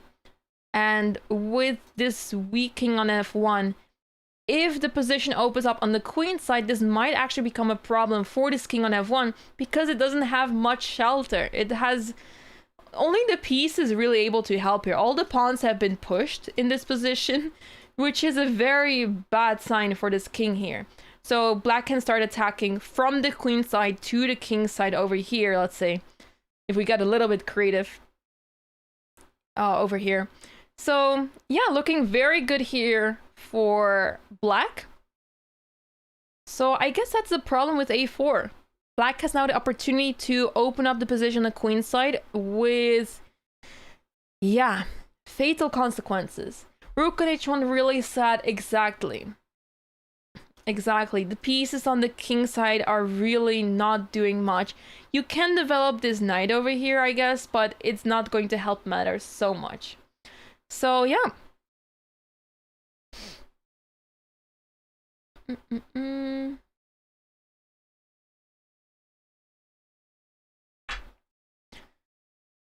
All right, Ketavan on 16 minutes, Shambavi on 20 minutes, so this game is going down to time trouble as well, but I really like black's position, and it will be much easier to play for black if she decides to take here. If she doesn't decide to take, then it might still be a little bit difficult.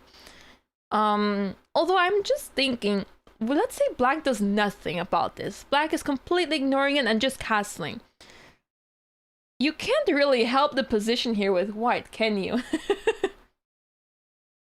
Like, if you think about it, b takes a4 is always there.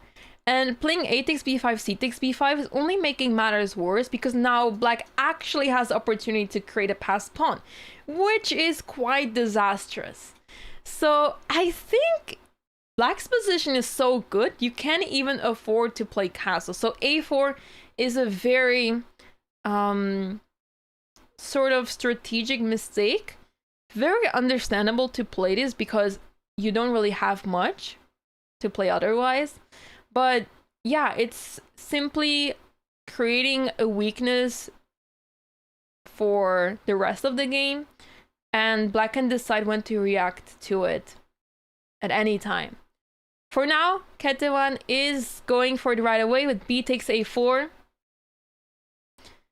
She's already opening up the queen side, and I think that's a great decision. Why not now? Why wait for it? She takes on a4, and she's going to open up the queen side. And with that, she will have a really good position, and she is looking to win her first round game as well.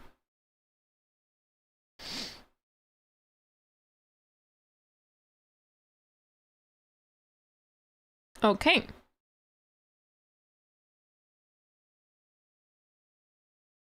Let's keep an eye out on all the games, as all the games are approaching time trouble situations. So they're around 10-20 minutes on the clock, so it gets really tense right now.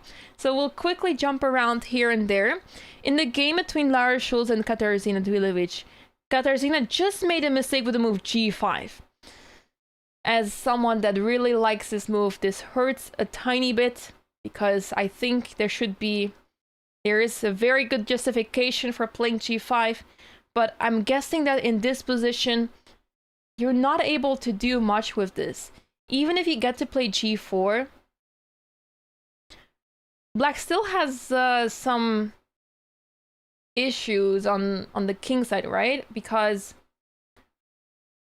yeah, you'll have to leave the f7 pawn behind. Yeah, and also this f5 square, I really feel bad for this f5 square. So, yeah. It was really difficult for Katarzyna to find a good piece. Good move even, because it's such a tense position. Yeah, it's hard to find a plan here for both sides. Actually, for both sides, really difficult. One of the moves suggested here is King H8, for example. It's not the best move, but it's one of the moves that is good. And if that's one of the best moves, you know that there's just not much happening here. So it makes sense that she went for g5, but let's see if Lara can respond well to this. I think she can, but okay, we'll have to see, right? Because it's not that straightforward. I think there will be some precision required to try to understand the position, what the position wants from you. But I think the main problem with this move is the fact that it lets go of the square f5. So now we would be looking at knight d2, knight f1, knight e3, and then trying to get the knight to f5.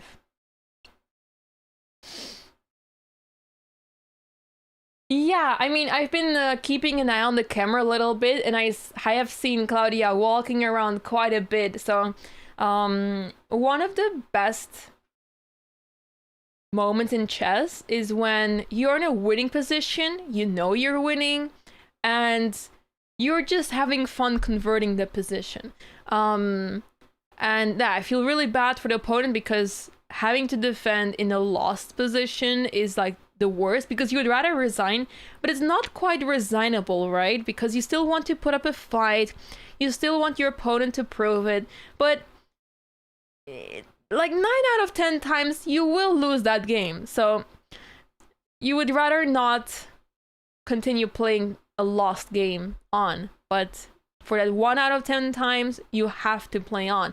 And yeah, that's why this game is taking so long, even though she has been winning since very on in the game already.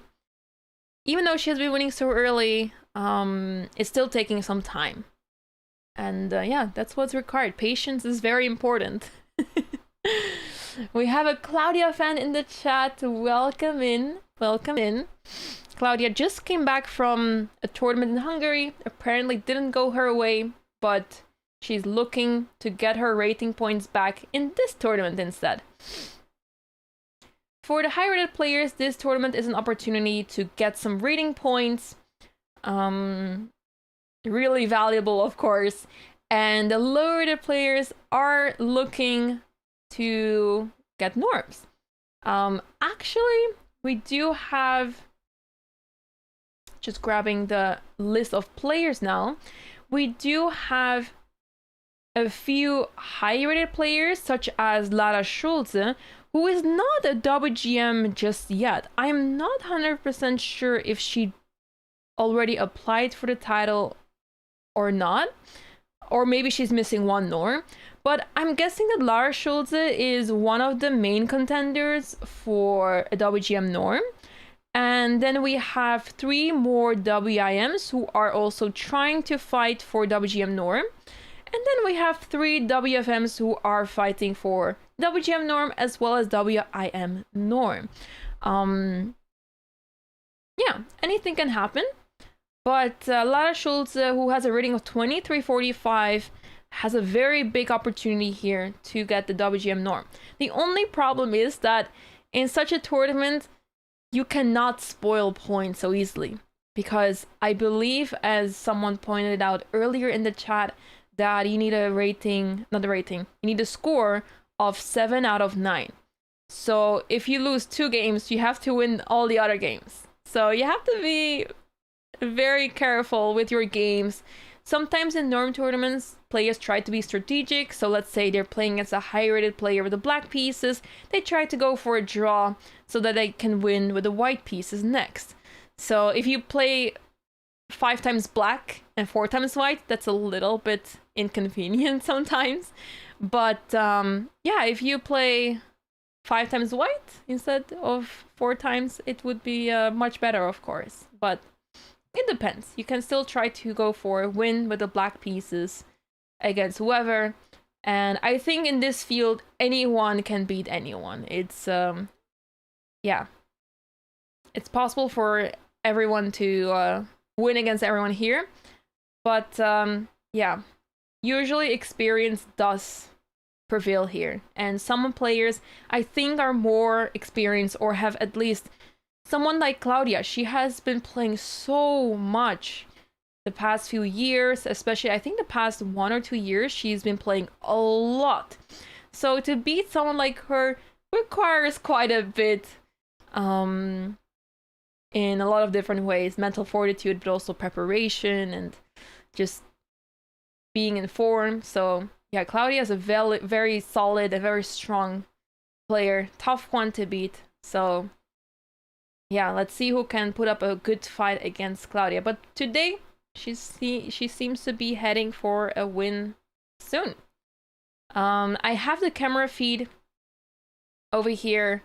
The camera feed on the stream is 15 minutes late, but I do have the camera feed of 15 minutes later.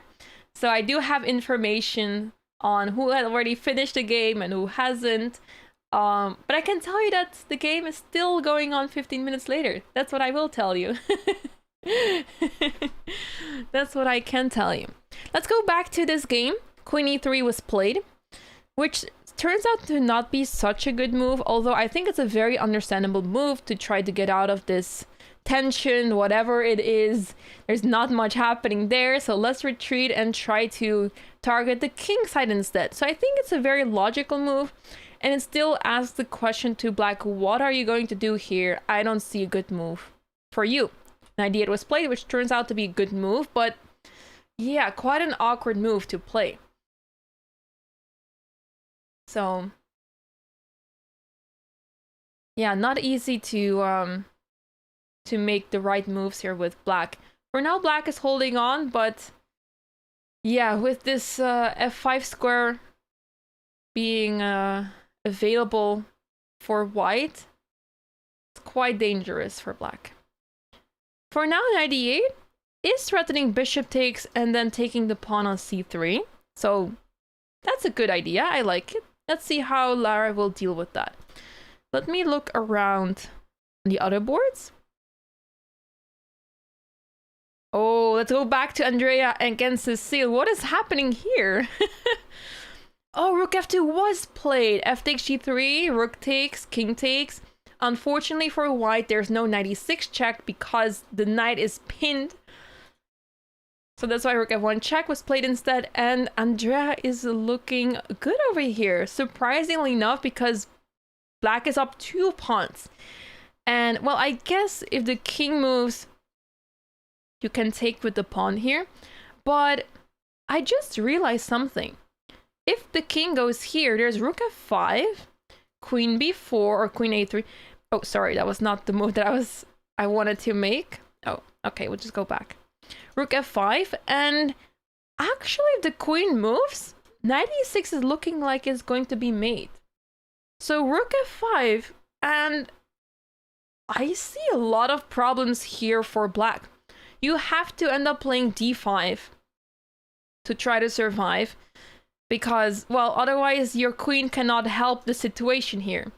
It's very important that the queen stays on c5, so pawn takes, and yeah, for now, black lives on, but it's very dangerous here. As soon as the king moves, knight e6 is possible. Very dangerous stuff. Yeah, this is the problem in these positions. If you don't develop your piece as well here, it can go south really fast. And, well, I've been on the receiving end of this many times. I know all about these structures and how harsh life can be when when you don't play as accurately as you should. And that, while Cecile, I don't think she did anything wrong in particular. It's just a very unfortunate position. So, yeah. That's the problem with these structures. Once white gets their piece on the good squares, then it gets very difficult to improve, or yeah, you end up in a worse position out of nowhere. It's very harsh. So yeah, for now, Cecile played the right move. King g8 is on the board. And now with rook f5, white will be having the upper hand in the game. And then Cecile will be forced to make concessions, and hopefully she will develop her queen side. And I think she will. But she will have to find first rook f5, and then she'll have to commit to d5 and realize, well, it's the only thing I can do. What about queen b4? I was just wondering. This is offering the queen trade, right? So with queen takes, pawn takes, we'll be happy here. But instead of going for the queen trade, there's knight e6. Because not only are you threatening checkmate, after queen takes c3, rook f8 is mate. So this is very important to spot. I'm sure Cecile will see this, but it's still important to realize this, that you have to play d5 here, involve the queen in the defense. Otherwise, it's going to be checkmate very soon. So after this, then knight e7 can come out, and black survives for the time being. But for now, king g8, can Andrea find rook f5? That's the question.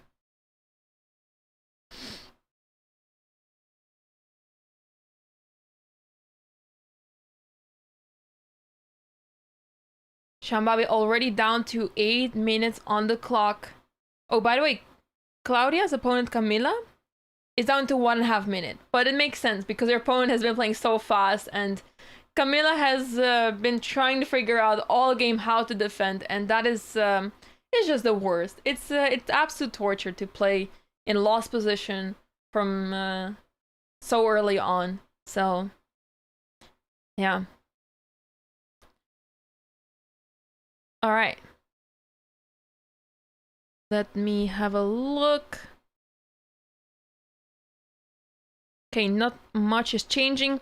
Let's stick around here to see if Andrea will play rook f5. So many exciting games today. It's very nice to see.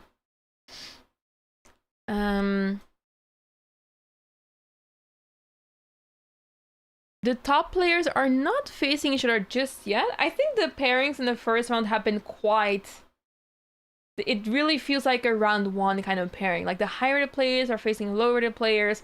Although Cecile facing Andrea, this is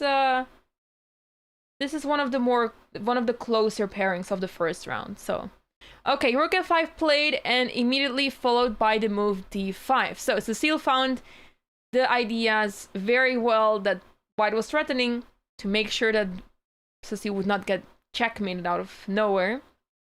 But now she's still in the tough position, right? Because she has to sacrifice this pawn, and white still has such strong pieces. Sooner or later, king h1 will be played, the knight will be able to jump to e6, and yeah, you'll have to defend that position somehow. And that may be very difficult, especially in time trouble. But you never know. Maybe she recovers it, maybe she comes back somehow in the position. We'll have to see. But for now, d5 played, and both players around 12 minutes on the clock. This is going to be a thriller of a game in time trouble, I'm sure of it. For now, the plays are kind of taking it easy. I would expect him to play even faster to have a bit more time for the later stage of the game. But yeah, I think most of the players will end up in time trouble in this round, so it's going to be very exciting.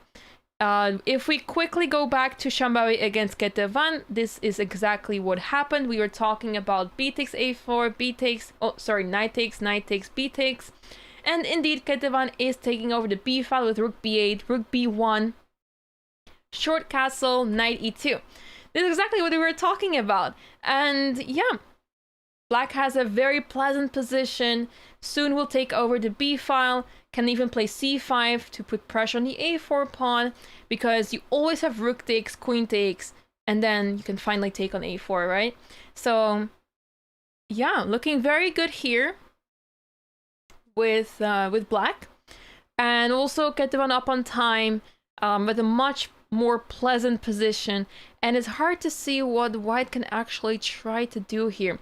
For now, this knight on g7 is not doing much. Remember, black played bishop to e6, which kind of locked this knight out of the game, but at the same time, this knight is useful to protect the pawn on h5. So I guess for now the knight is fine there, but in the future, in the next couple of moves, we would like to involve the knight into the game. So let's see how Ketevan will do that.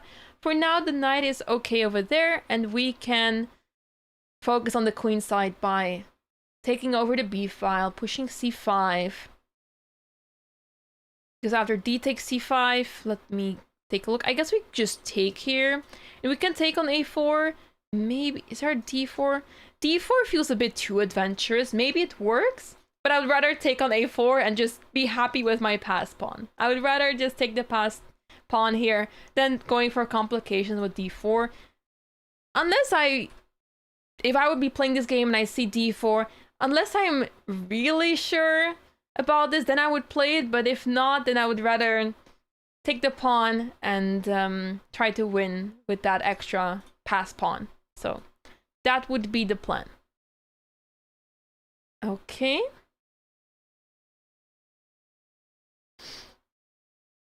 Let's quickly go back to Claudia's game to see what happened, just to have an idea how her conversion is like. Okay, she's taking it easy, slowly improving the pieces. Bishop d7 to play bishop e6. Okay, be careful because bishop e6 rook takes would be a bit of a problem with this pin. So don't do that. Bishop d5 played anyway. Bishop g3. Okay, attacking the pawn, defending it. Okay, this pawn is not lost. Okay, I was expecting bishop takes b4, but I guess rook b8 was slightly annoying. I guess it's still fine. You have knight c3 to defend the bishop, etc. But why complicate matters when you can play a3, a6, bishop a4. By the way, after b takes a3, white is trying to play knight c3. Of course, you don't play it right away. You take first, and then you can play knight c3. There is no need to rush anything. Just simplify matters. White has 2 pawns extra here, and that should be more than enough to win this game. B takes, bishop takes is indeed on the board. Bishop c2, bishop b4. To make matters even worse, white has a pair of bishops. If White didn't have the pair of bishops, maybe things would have been a little bit different. But now the pair of bishops, it's just torture all over. Because this bishop is controlling all the dark squares, and this bishop is ready to assist the other bishop wherever necessary. And it makes the rooks very limited. Now this knight is heading to f6. And yeah, there's just not much that White can do here. It's just really nice to see Claudia's conversion here. It's so satisfying to see how she plays this out. Knight is jumping to e4. She might even consider playing h4, g5. But the problem is f5 would be hanging. So maybe if the rook goes back, then we can consider pushing the pawns. But yeah, I think for now she will play with the pieces. Knight f6 check I expect to be played. Also, you can play rook a1 to target the pawn on a5. Why not? So, excellent conversion. I love to see this. Okay. There's some action happening over here. Let's jump to Lara's game. So since knight d8, knight h2 was played, bishop takes e5, bishop takes... Very strong move, actually, getting rid of that knight, which was a really annoying piece. So good move by Katarzyna. Queen takes c3. Also, now being able to take that pawn, which should help matters quite a bit. Queen f3. Attacking this pawn. Also, queen f5 can be quite disturbing. So queen c7 played, defending the pawn. But this loses the b5 pawn for sure.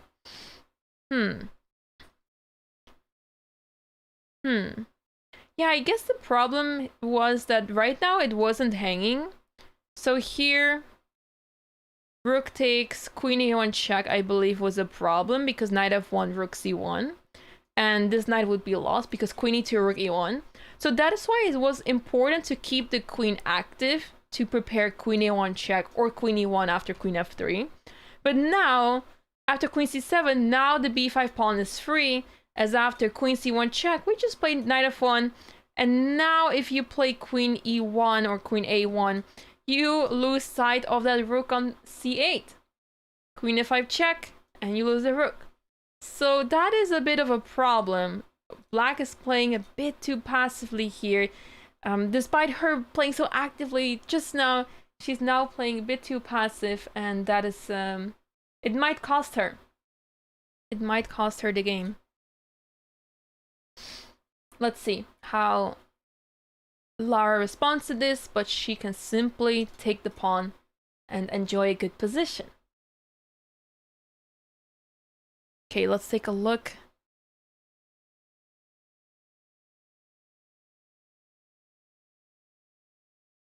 Oh, we have a result. We have a result. We see a game finishing over here. Knight e4, a5, rook a1, rook d b8, and knight f6. And here, black resigned because after knight f6 check, wherever the king goes, knight e7 check follows, winning the exchange. And then it will be too much. Then this is definitely resignable because this is completely winning. Nothing can go wrong here. So congratulations to Claudia Colon on winning her game. I thought there was a delay on the games, but because on my camera we don't... I saw them finish on the main camera, but the game already ended here, so that makes me wonder if the moves are actually delayed here or not, but well, okay. We'll have to check this out later. But yeah, we just realized that the moves are already in here. Let me check real quick. Huh. Interesting. Let me confirm this.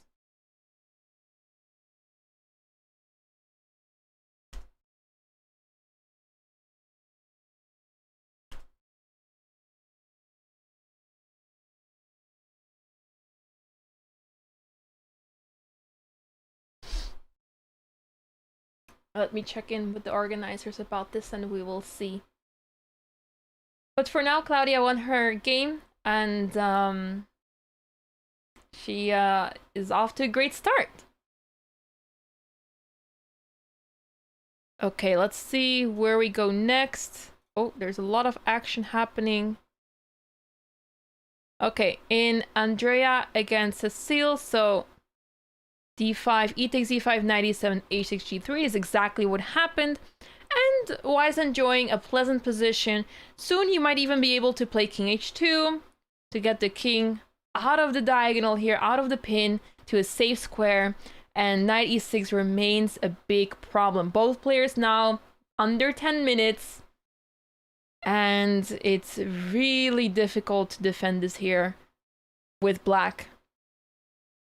Rook f8 played, good move, offering a trade of rooks, always a good idea. When your opponent is attacking, it is a good idea to trade pieces. So rook f8 and rook takes f8 seems to be a logical move. You could also move the king perhaps, and after rook takes, knight takes, simply play out this position.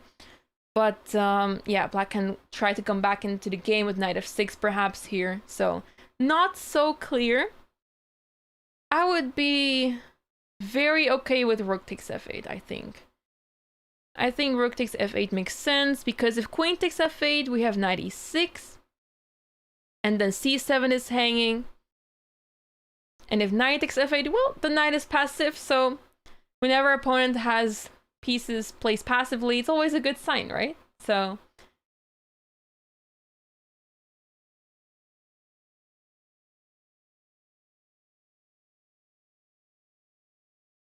okay.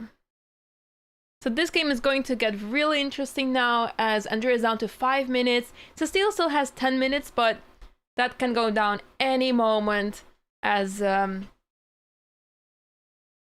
yeah, things are heating up now. Let's see, which game should we go to? Because all the games are so exciting. The game between Anoush and Elmira, we haven't been here in a long time, mostly because it's a very equal-ish endgame where Elmira is going to play on for a very long time to try to get the best out of the position as much as possible. She's very good at this. She's very good at those. They're not real. I want to call them endgames, but they're still, the heavy pieces are on the board. It's basically a position without any of the minor pieces. So I think a lot can still happen here. But yeah, we're definitely in a bit of the later stage of the game. But yeah, for now, not much happening as they're maneuvering the pieces around. And Elmira is looking for a good way to break with either b5, maybe d5 at some point. But it's important to first take control of the position. So queen c5, offering the queen trade. And it's on Anusha to decide, is she going to trade queens, yes or no? I think it's better to trade, but at the same time, it's very dangerous because queen takes, pawn takes, and then we have a backwards pawn on b3. Not sure how to feel about that. And yeah, at the same time, if we don't trade here, it feels like black's pieces are very active. I think I would rather not trade, but trading is also very justifiable. Because at the same time, if you play b takes c5, this rook feels a bit trapped. So maybe this rook is not going anywhere anymore, so that's why rook takes c5 is necessary. So yeah, Elmira decides to play b takes c5, okay. Which does shut the rook on e5, although it is possible to play f5 to try to open the position for the rook to gain more activity. Who won the 10th Menchik Memorial? Good question, because I thought it was Machteld, or she was doing really well. Let me confirm this real quick.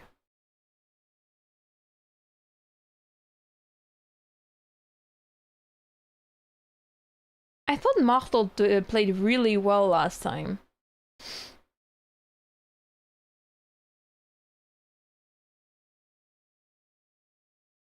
Oh, I think she didn't play well last time.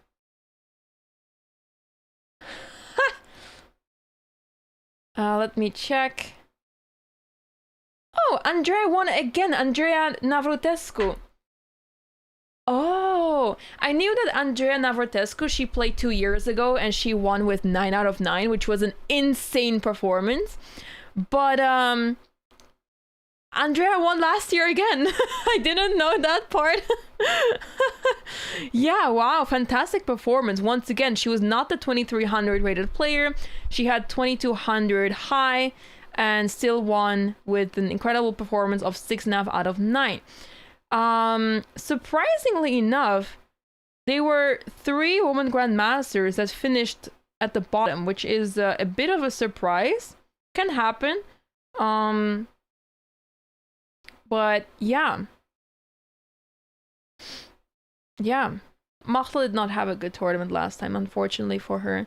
It is a tough field. It is a very tough field. Especially round robins. Your opponents are well prepared, so you have to be prepared too. And it can get tricky.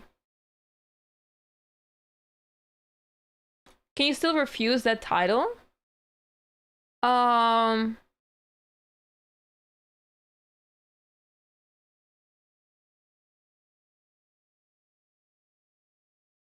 Which title? You mean WGM?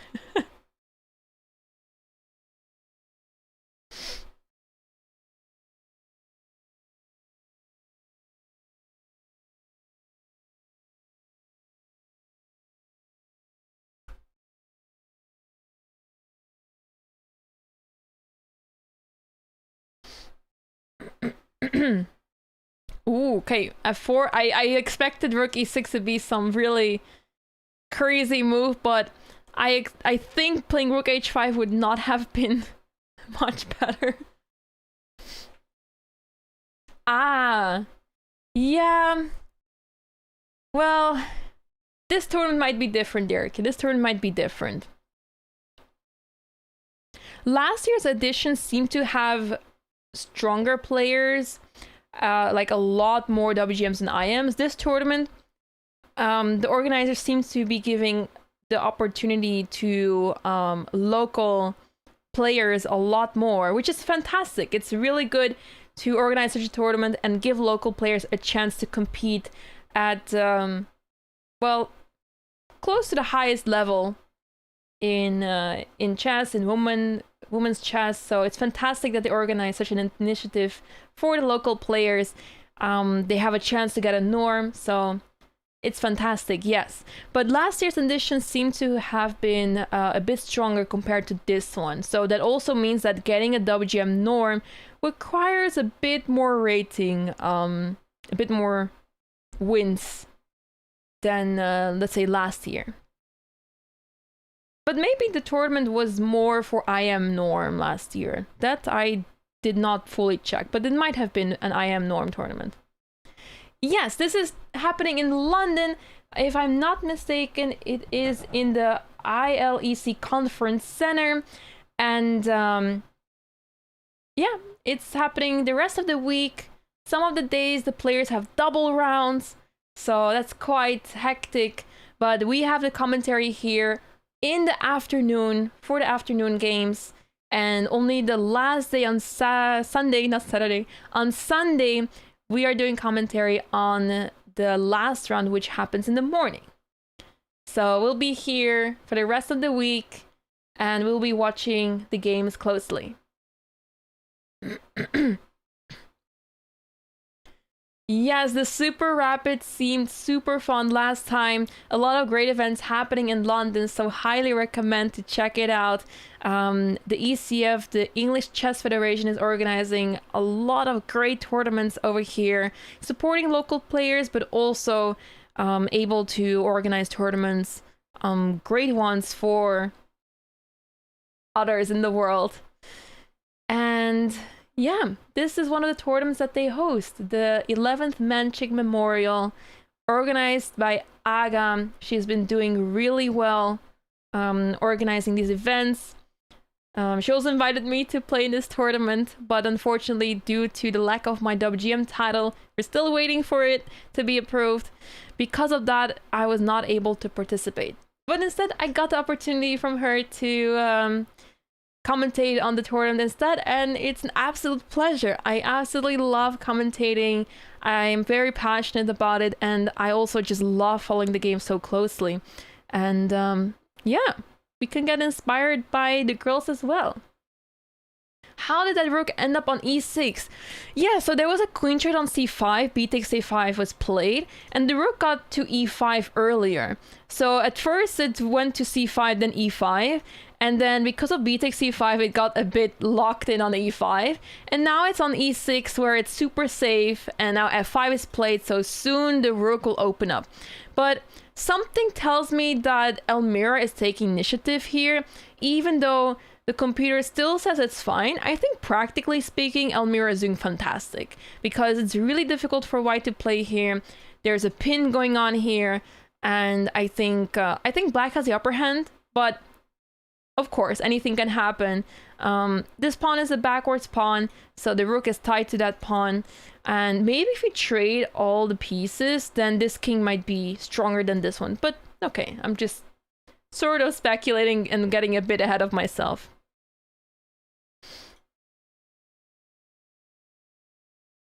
Let me check something real quick. Okay. Welcome in. Hello. The players are now in huge time trouble. I completely forgot about the time situation because we were so looking at this one position. But in this game, both players now 3 minutes on the clock, 2 minutes on the clock. This game is going to be a thriller, I think, although we expected this to happen. Oh, she did play c5. So Ketty, she did play the move c5, d takes c5, rook takes b1, queen takes b1. And I expect queen takes a4 to happen. But since Ketevan has been spending quite some time, maybe she's thinking about d4. Okay, she did take on a4. I think d4 is a bit too fancy, and you may not want to be going for too fancy things just yet. Simple chess with queen takes a4 to try to get a pass pawn and move it forward, and the king on f1 is looking a bit sad. White can involve the pieces by playing king f2, c1, and so on, but still the king is quite vulnerable there. There's always bishop h4 check around the corner, so black is looking really good here. But now the question is, can Ketevan survive here in time trouble? Can she survive the time trouble and simply get the full point? Or does Shambhavi have some crazy tricks available? In any case, it's looking very good. 2 minutes on the clock.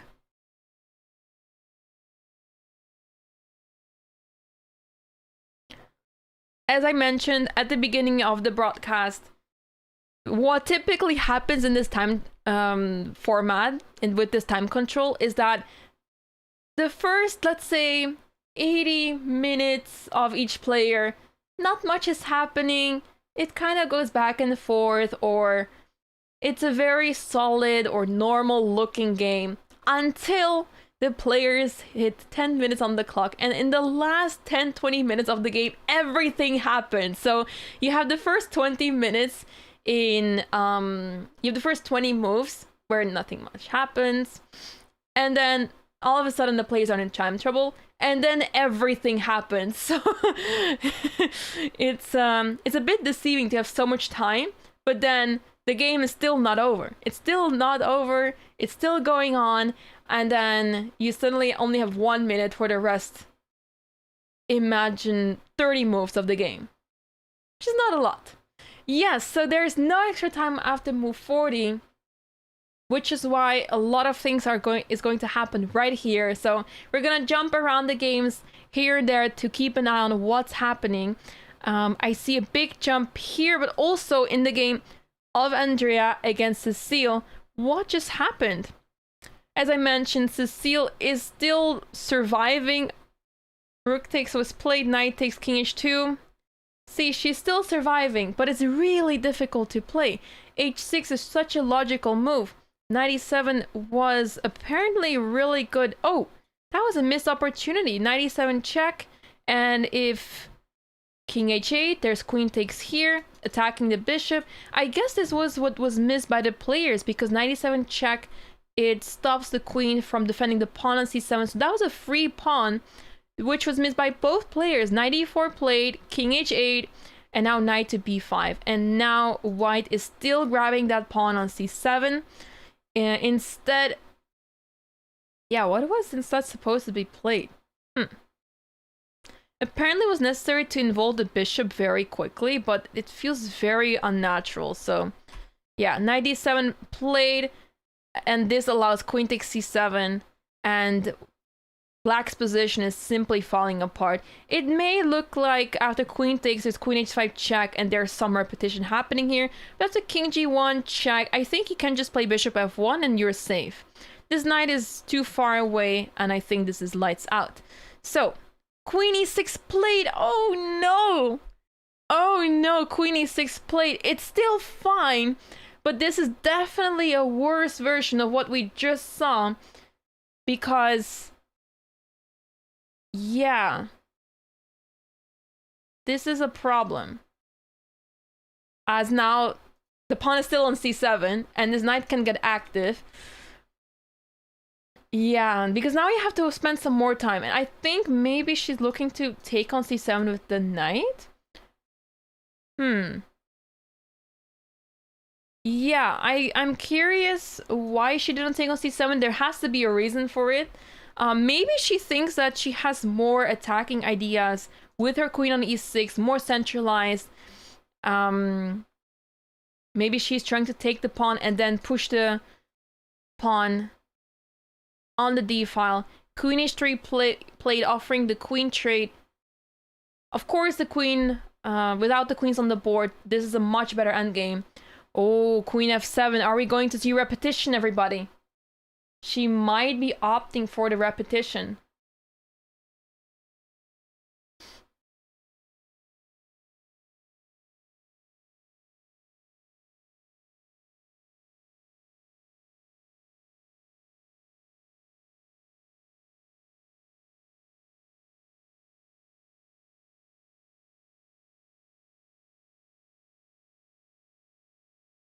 Let me have a look.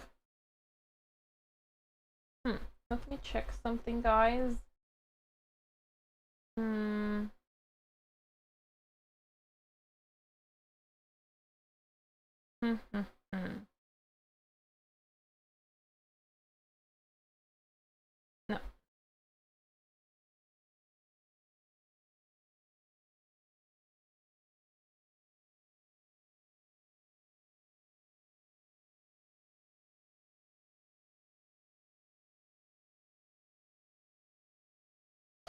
Okay.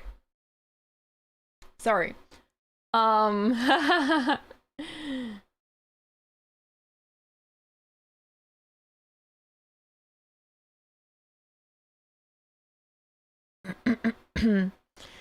Is this not a free pawn still? Oh no, they might be repeating moves now. So if knight takes c7 now, I would be a bit worried about this knight getting very active. So for example, there might be an idea to play knight e5, queen f2, knight f3. And suddenly I'm not sure. Maybe it's still fine. I would be thinking of queen f2 here, but I guess queen h5 covers this, so you don't really have this move here. But yeah, there's some ideas there. Apparently bishop c8 helps, which is actually not so easy to find. But yeah, I think they're repeating. Queen h3, queen f7. Uh-oh. Uh-oh, I think they're repeating.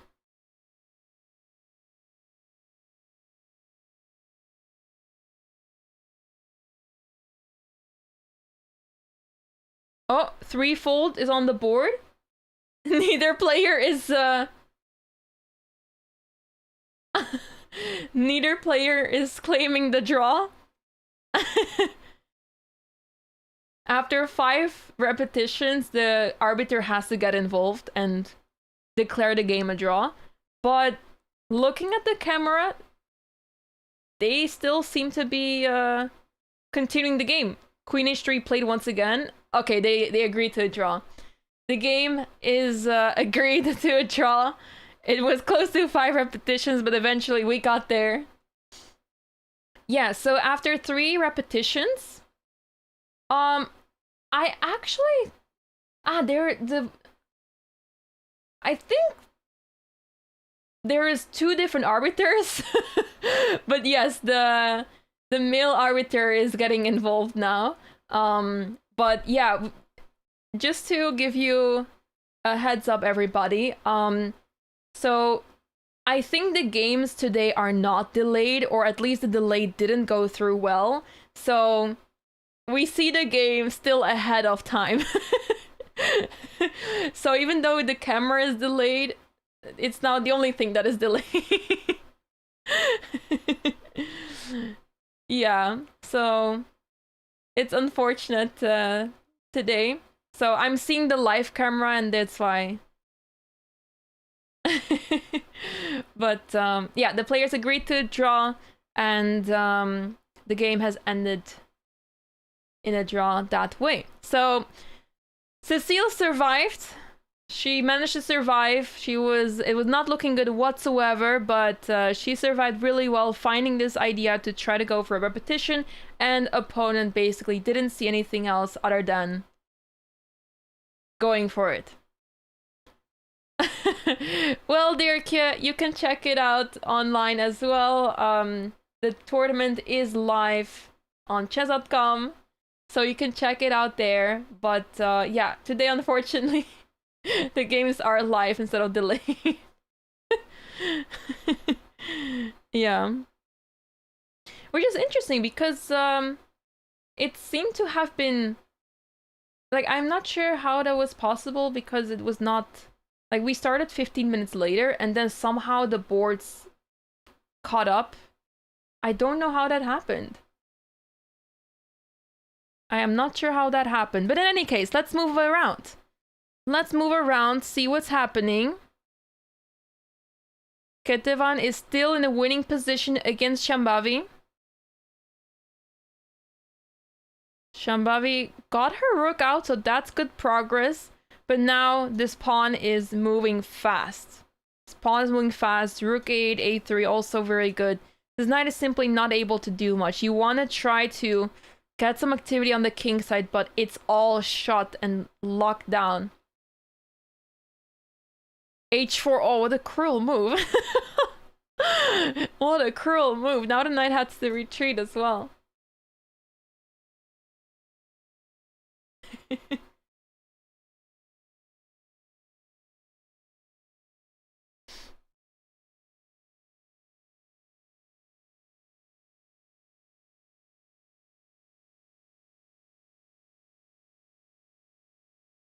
I suggest that we just get the live feed then, since we don't have the moves delayed. We can just get the live feed. Let me quickly sort that out. Can quickly sort this out. No,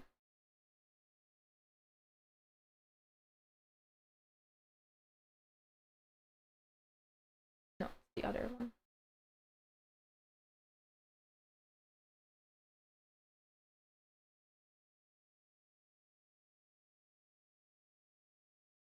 Great. We can just add this one right here for now.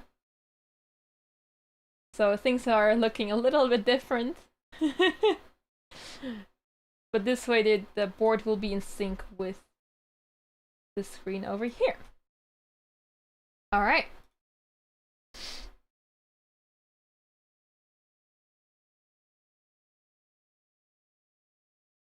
Time travel. Yeah, we actually time traveled in the middle of the game, and I don't know how this happened, but it's okay. It's fine. Let me just quickly adjust some things.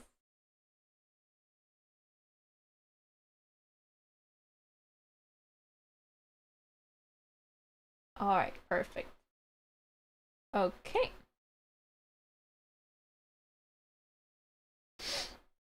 Okay. Queen b3 on the board, attacking the rook, preparing a2. But you cannot queen just yet. The queen's protecting it. But okay, this is looking fantastic. The rook is getting involved soon. This should be lights out. What's happening in the game between Lara and Katarzyna? Also in time trouble. Some things have happened here. Okay, check was played first, and then rook takes b5, winning the pawn. And now Lara is playing on the light squares. Of course, she's doing it. Knight h2, the knight is maneuvering around. Knight is heading to g4.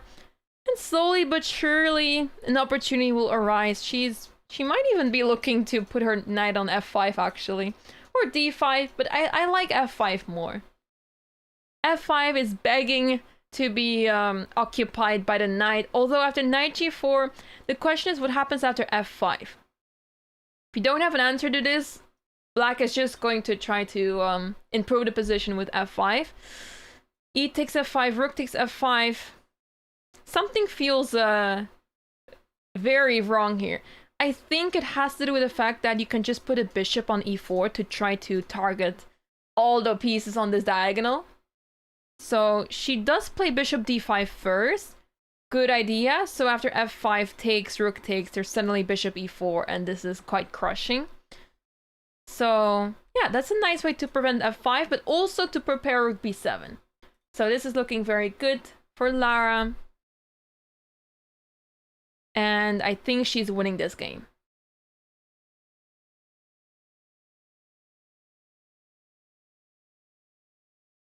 I think today we were very close to seeing 5 decisive results, but I think we will have 4 decisive results. I think. That is my prediction for now, but it's a bit unfair to say it at the end of the round.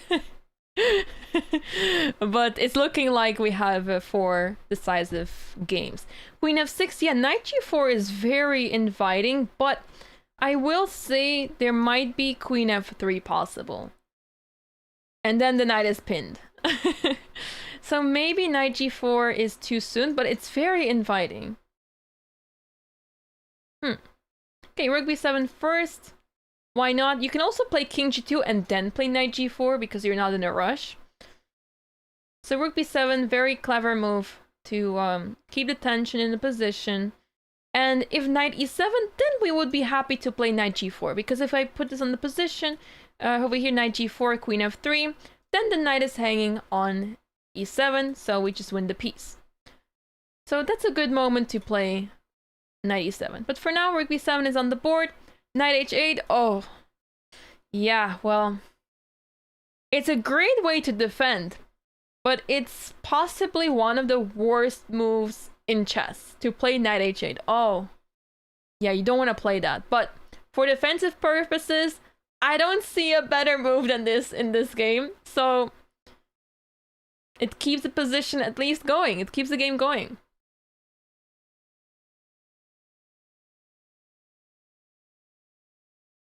It's always very difficult to win a game where you have so much activity and then your opponent defends so well that it's really difficult to find the final punch. How do you actually win this game? You have such a crushing position, but it's actually not so easy to figure out how to win this. I would start with king g2. It's doing a fantastic job defending. And also it gives space to the queen to play queen g6. If you get into an endgame, I think you would be very happy here with black. So I expect king g2, but I guess Lara might be thinking about what do I do after queen g6, because you need to have a plan here. King g8. It works, yeah. King g2 played. Yes, just doing nothing. Also, it is sort of a prophylaxis against queen f3. So remember, if you play knight g4, there's queen f3, which is a bit unpleasant. So by playing king g2, we stop any sort of queen f3 from happening, and we prepare knight g4. So it can be helpful. But now queen g6, and the game continues.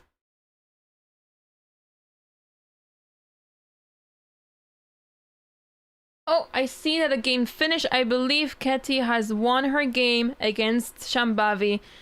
Fantastic conversion of Ketty. She played this out very nicely. The queens were traded off, but rook b2. If you take the pawn, you lose the knight on e2. Rook takes pawn, takes knight c3, stops the pawn for now, but d4, bishop a2, and lights out. So, very nice game by Ketty.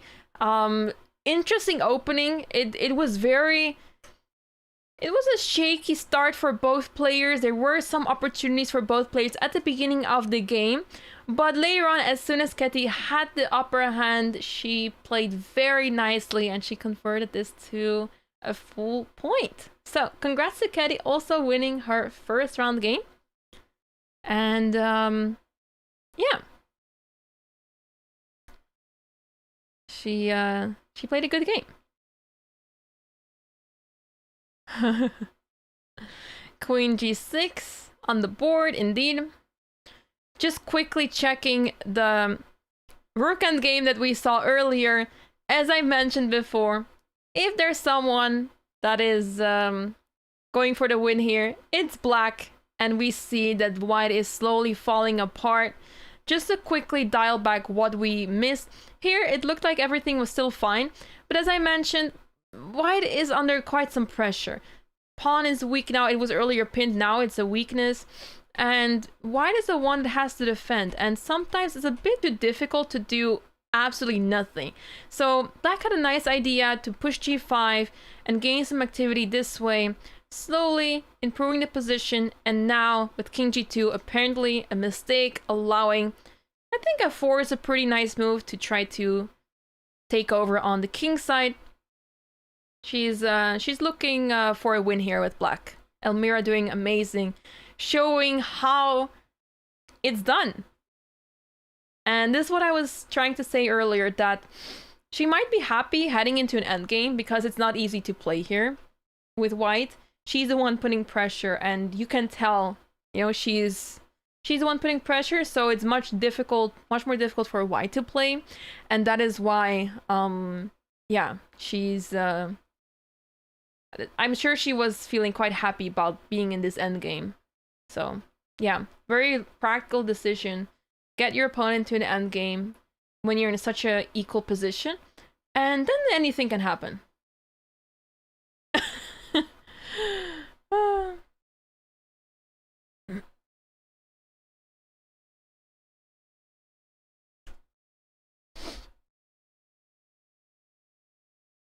Okay. For now, Elmira has some time, so let's quickly jump back to this game. Queens are off the board. Bishop takes f7. Oh, of course. Of course. I expected pawn takes for some reason. But I guess you're not much happier about this, because not only your king is stuck, but also your bishop and your knight. This is probably the worst position ever. So I guess that's why I think g6 is so bad. You have 3 pieces that can't function. So that's why knight takes g6, of course. Losing the pawn, but at least you have some activity. But at what cost? Because, yeah, you still don't have much activity. At least your pieces can move around a little bit, but yeah, white has too much activity going on here. The knight can still maneuver to e3, f5, this pawn is dropping. Yeah, this is a disaster. Even if you try to keep the knight on the board on g6, well, then bishop takes, king takes, knight moves to f5, and this is just a disaster. So that's why knight f5 was played.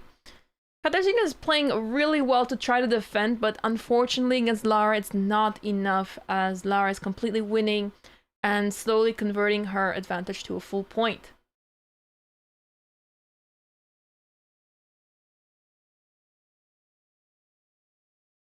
Looking at the cameras, the players look like they're so focused in their classical game that they get like their 30 minutes extra to their time, but they're not. They're not getting the extra 30 minutes. They're both low on time. Oh, what a move! Knight f6 played very nicely, fine by Lara. Knight f6 check. Obviously, if bishop takes, bishop e6 check. winning the rook. So that's why it was not captured by Katarzyna. King h8 played. And now what's next? 98? Yeah, 98. Pick up the pawn on d6. I like it. Knight f6, very nice fancy move. Okay, knight h5 played. I like that too, because this bishop is not going anywhere. You just move the bishop, and then you take the piece on g7. Yeah, well... very sad bishop on g7.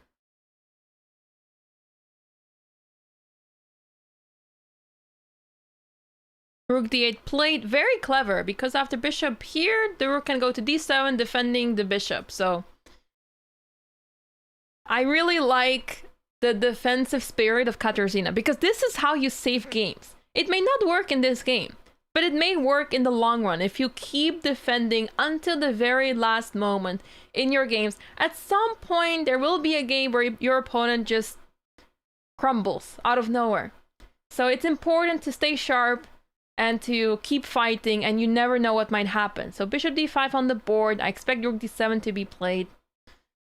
Even though she's completely losing, she's still trying and giving her best and fighting for it as much as possible. Because you never know, you might end up in a position where even though you're down a piece, still a drawn endgame. Is not over until the last mistakes are made. Exactly. Rook d7 played. And now the question is, will Lara trade the rooks? Yes or no? I think no. Also probably not a good idea because her rook is much more active. Rook b8 played. I'm not even sure if that endgame would be winning without rooks because... yeah, this f-pawn is not really going anywhere. I think for now she has to activate the king. Get the king involved. We need another piece. We don't have enough attack going on with these three pieces. We need a fourth piece, which is the king. So it would be nice to have the king get involved as well. Yeah, a great king walk. Okay, this other game also, the play is around 30 seconds. Oh, something happened. Wait, what just happened? f4 was played. Okay, that was my move as well. Rook e1. And apparently rook b8 is not good at all. Wow. Why would that be? G takes f4, G takes f4. Is there some problem with rook h1? I think rook h1 is a problem because you cannot take on b3 due to rook h6 check and you lose the rook. Ouch. So that's why it was important to keep the rook here. Capture has been made. Yeah, so that's why it was important to keep the rook on h8. Instead, rook b6 was the better move, which is difficult to play because it allows rook takes c5, right? But it was the way to try to get an advantage by getting both rooks involved into the attack. Now rook h1 and rook h6 is quite an annoying threat. How is black going to deal with this? With only 1 minute on the clock, Elmira down to 1 minute is not a lot of time to try to figure this out. She'll have to move the king. Or the rook, but I would rather move the king in this case. The king does not feel safer. King f5 is a logical move. Funnily enough, this allows e6 check. e6 check is incredible. Because if you take, then you lose the rook, right? So, after e6 check, this is mate. That's an absolute horror story. And if king g4? Another horror story. Oh my goodness. Oh my god, like this is forced mate. There's no way to stop this. e6 would be a brilliant move here. Is Anusha going to find this? e6 check. We're about to find out. Because if she doesn't play it, it's game over. e6 is the only move to try to complicate matters. Every other move is just allowing defeat.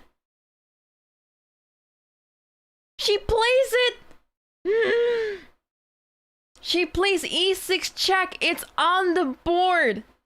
What a find by Anusha. e6 check. Why not? Why not? Because king takes, you lose the rook on the 6th rank. And if you go anywhere on the 4th rank, you're getting checkmated. Elmira cannot move the king to the 4th rank. She has to play either king f6 or king g6 and just continue the game as is. She might not win the game though.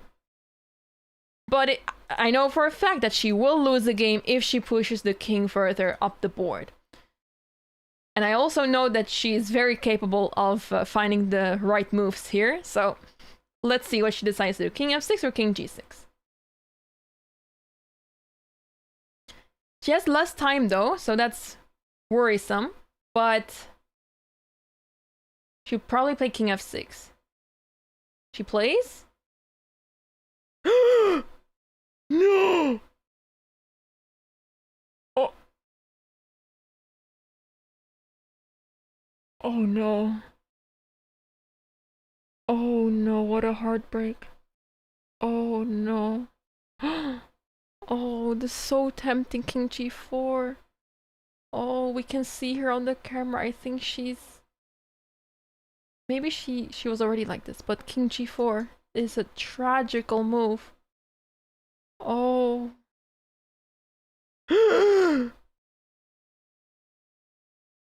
Oh my goodness. Goodness me.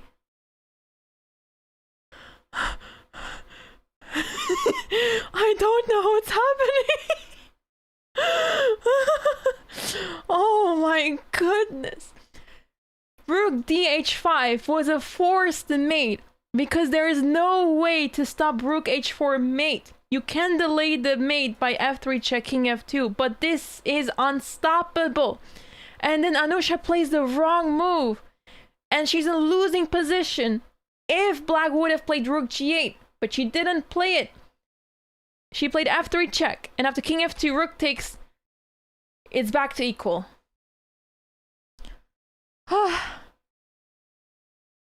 Nothing happened. Nothing happened whatsoever. This was just an illustrative, instructive, educative moment. Oh, king h4 is not the right move either. Oh. Well, I guess the problem is that if you play king f4, you're accepting that this will end in a draw, right? Or maybe you just get the king more active. I guess it's not necessarily draw. But yeah, king h4 is too passive. Oh, king g4. Oh, repeating. Okay, no, I think Elmira will play king f4. It would make sense.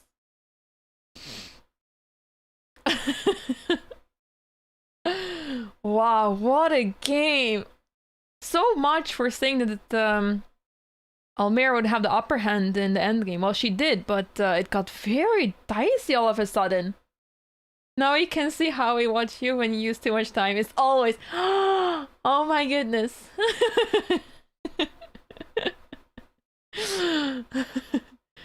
Wow.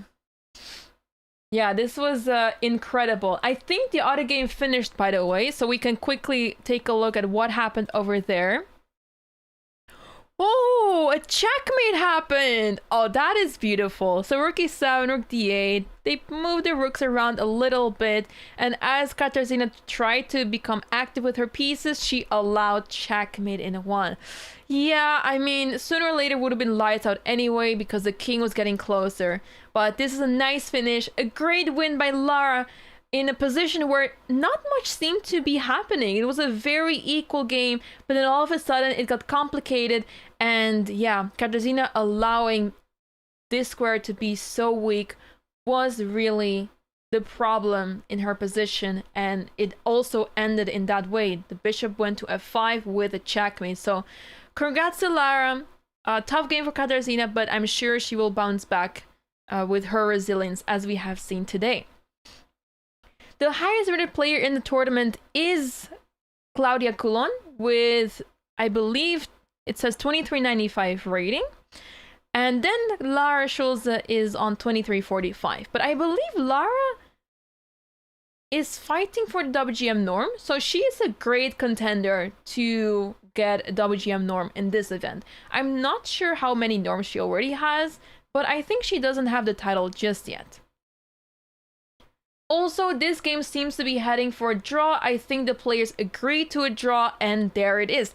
So much for my prediction that there would be 4 decisive games, but I guess after what we just witnessed on this game, I think in this game it made sense that the end result is a draw. If you don't find the way to win the game, and if you, yeah, for both sides, I guess, then a draw is fair.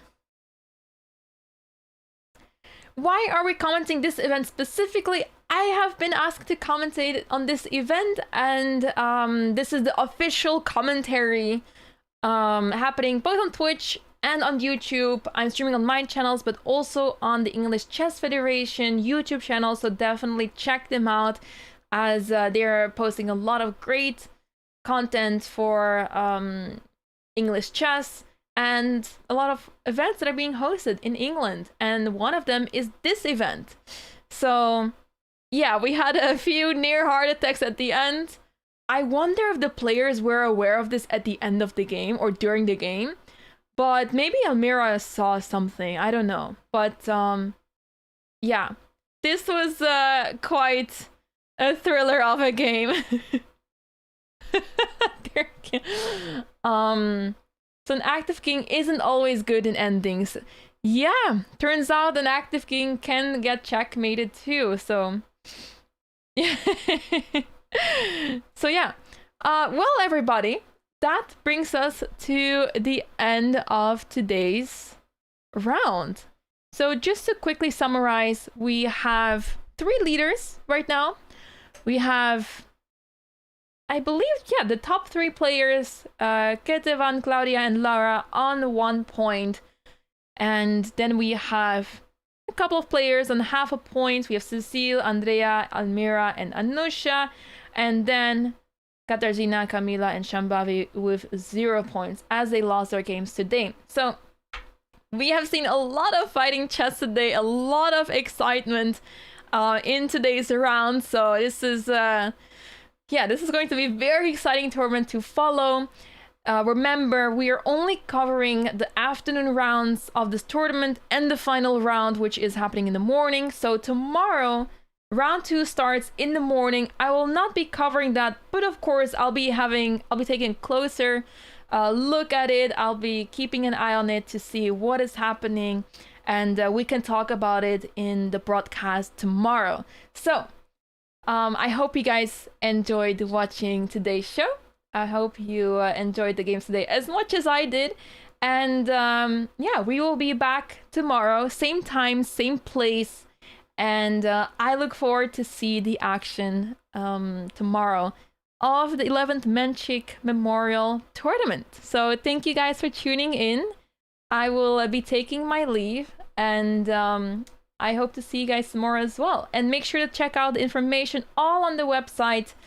We have a command in my Twitch channel. But yeah, make sure to check out the tournament information, as it's a very important Norm event. So stay tuned. Have a good day. Thank you for watching, and see you tomorrow.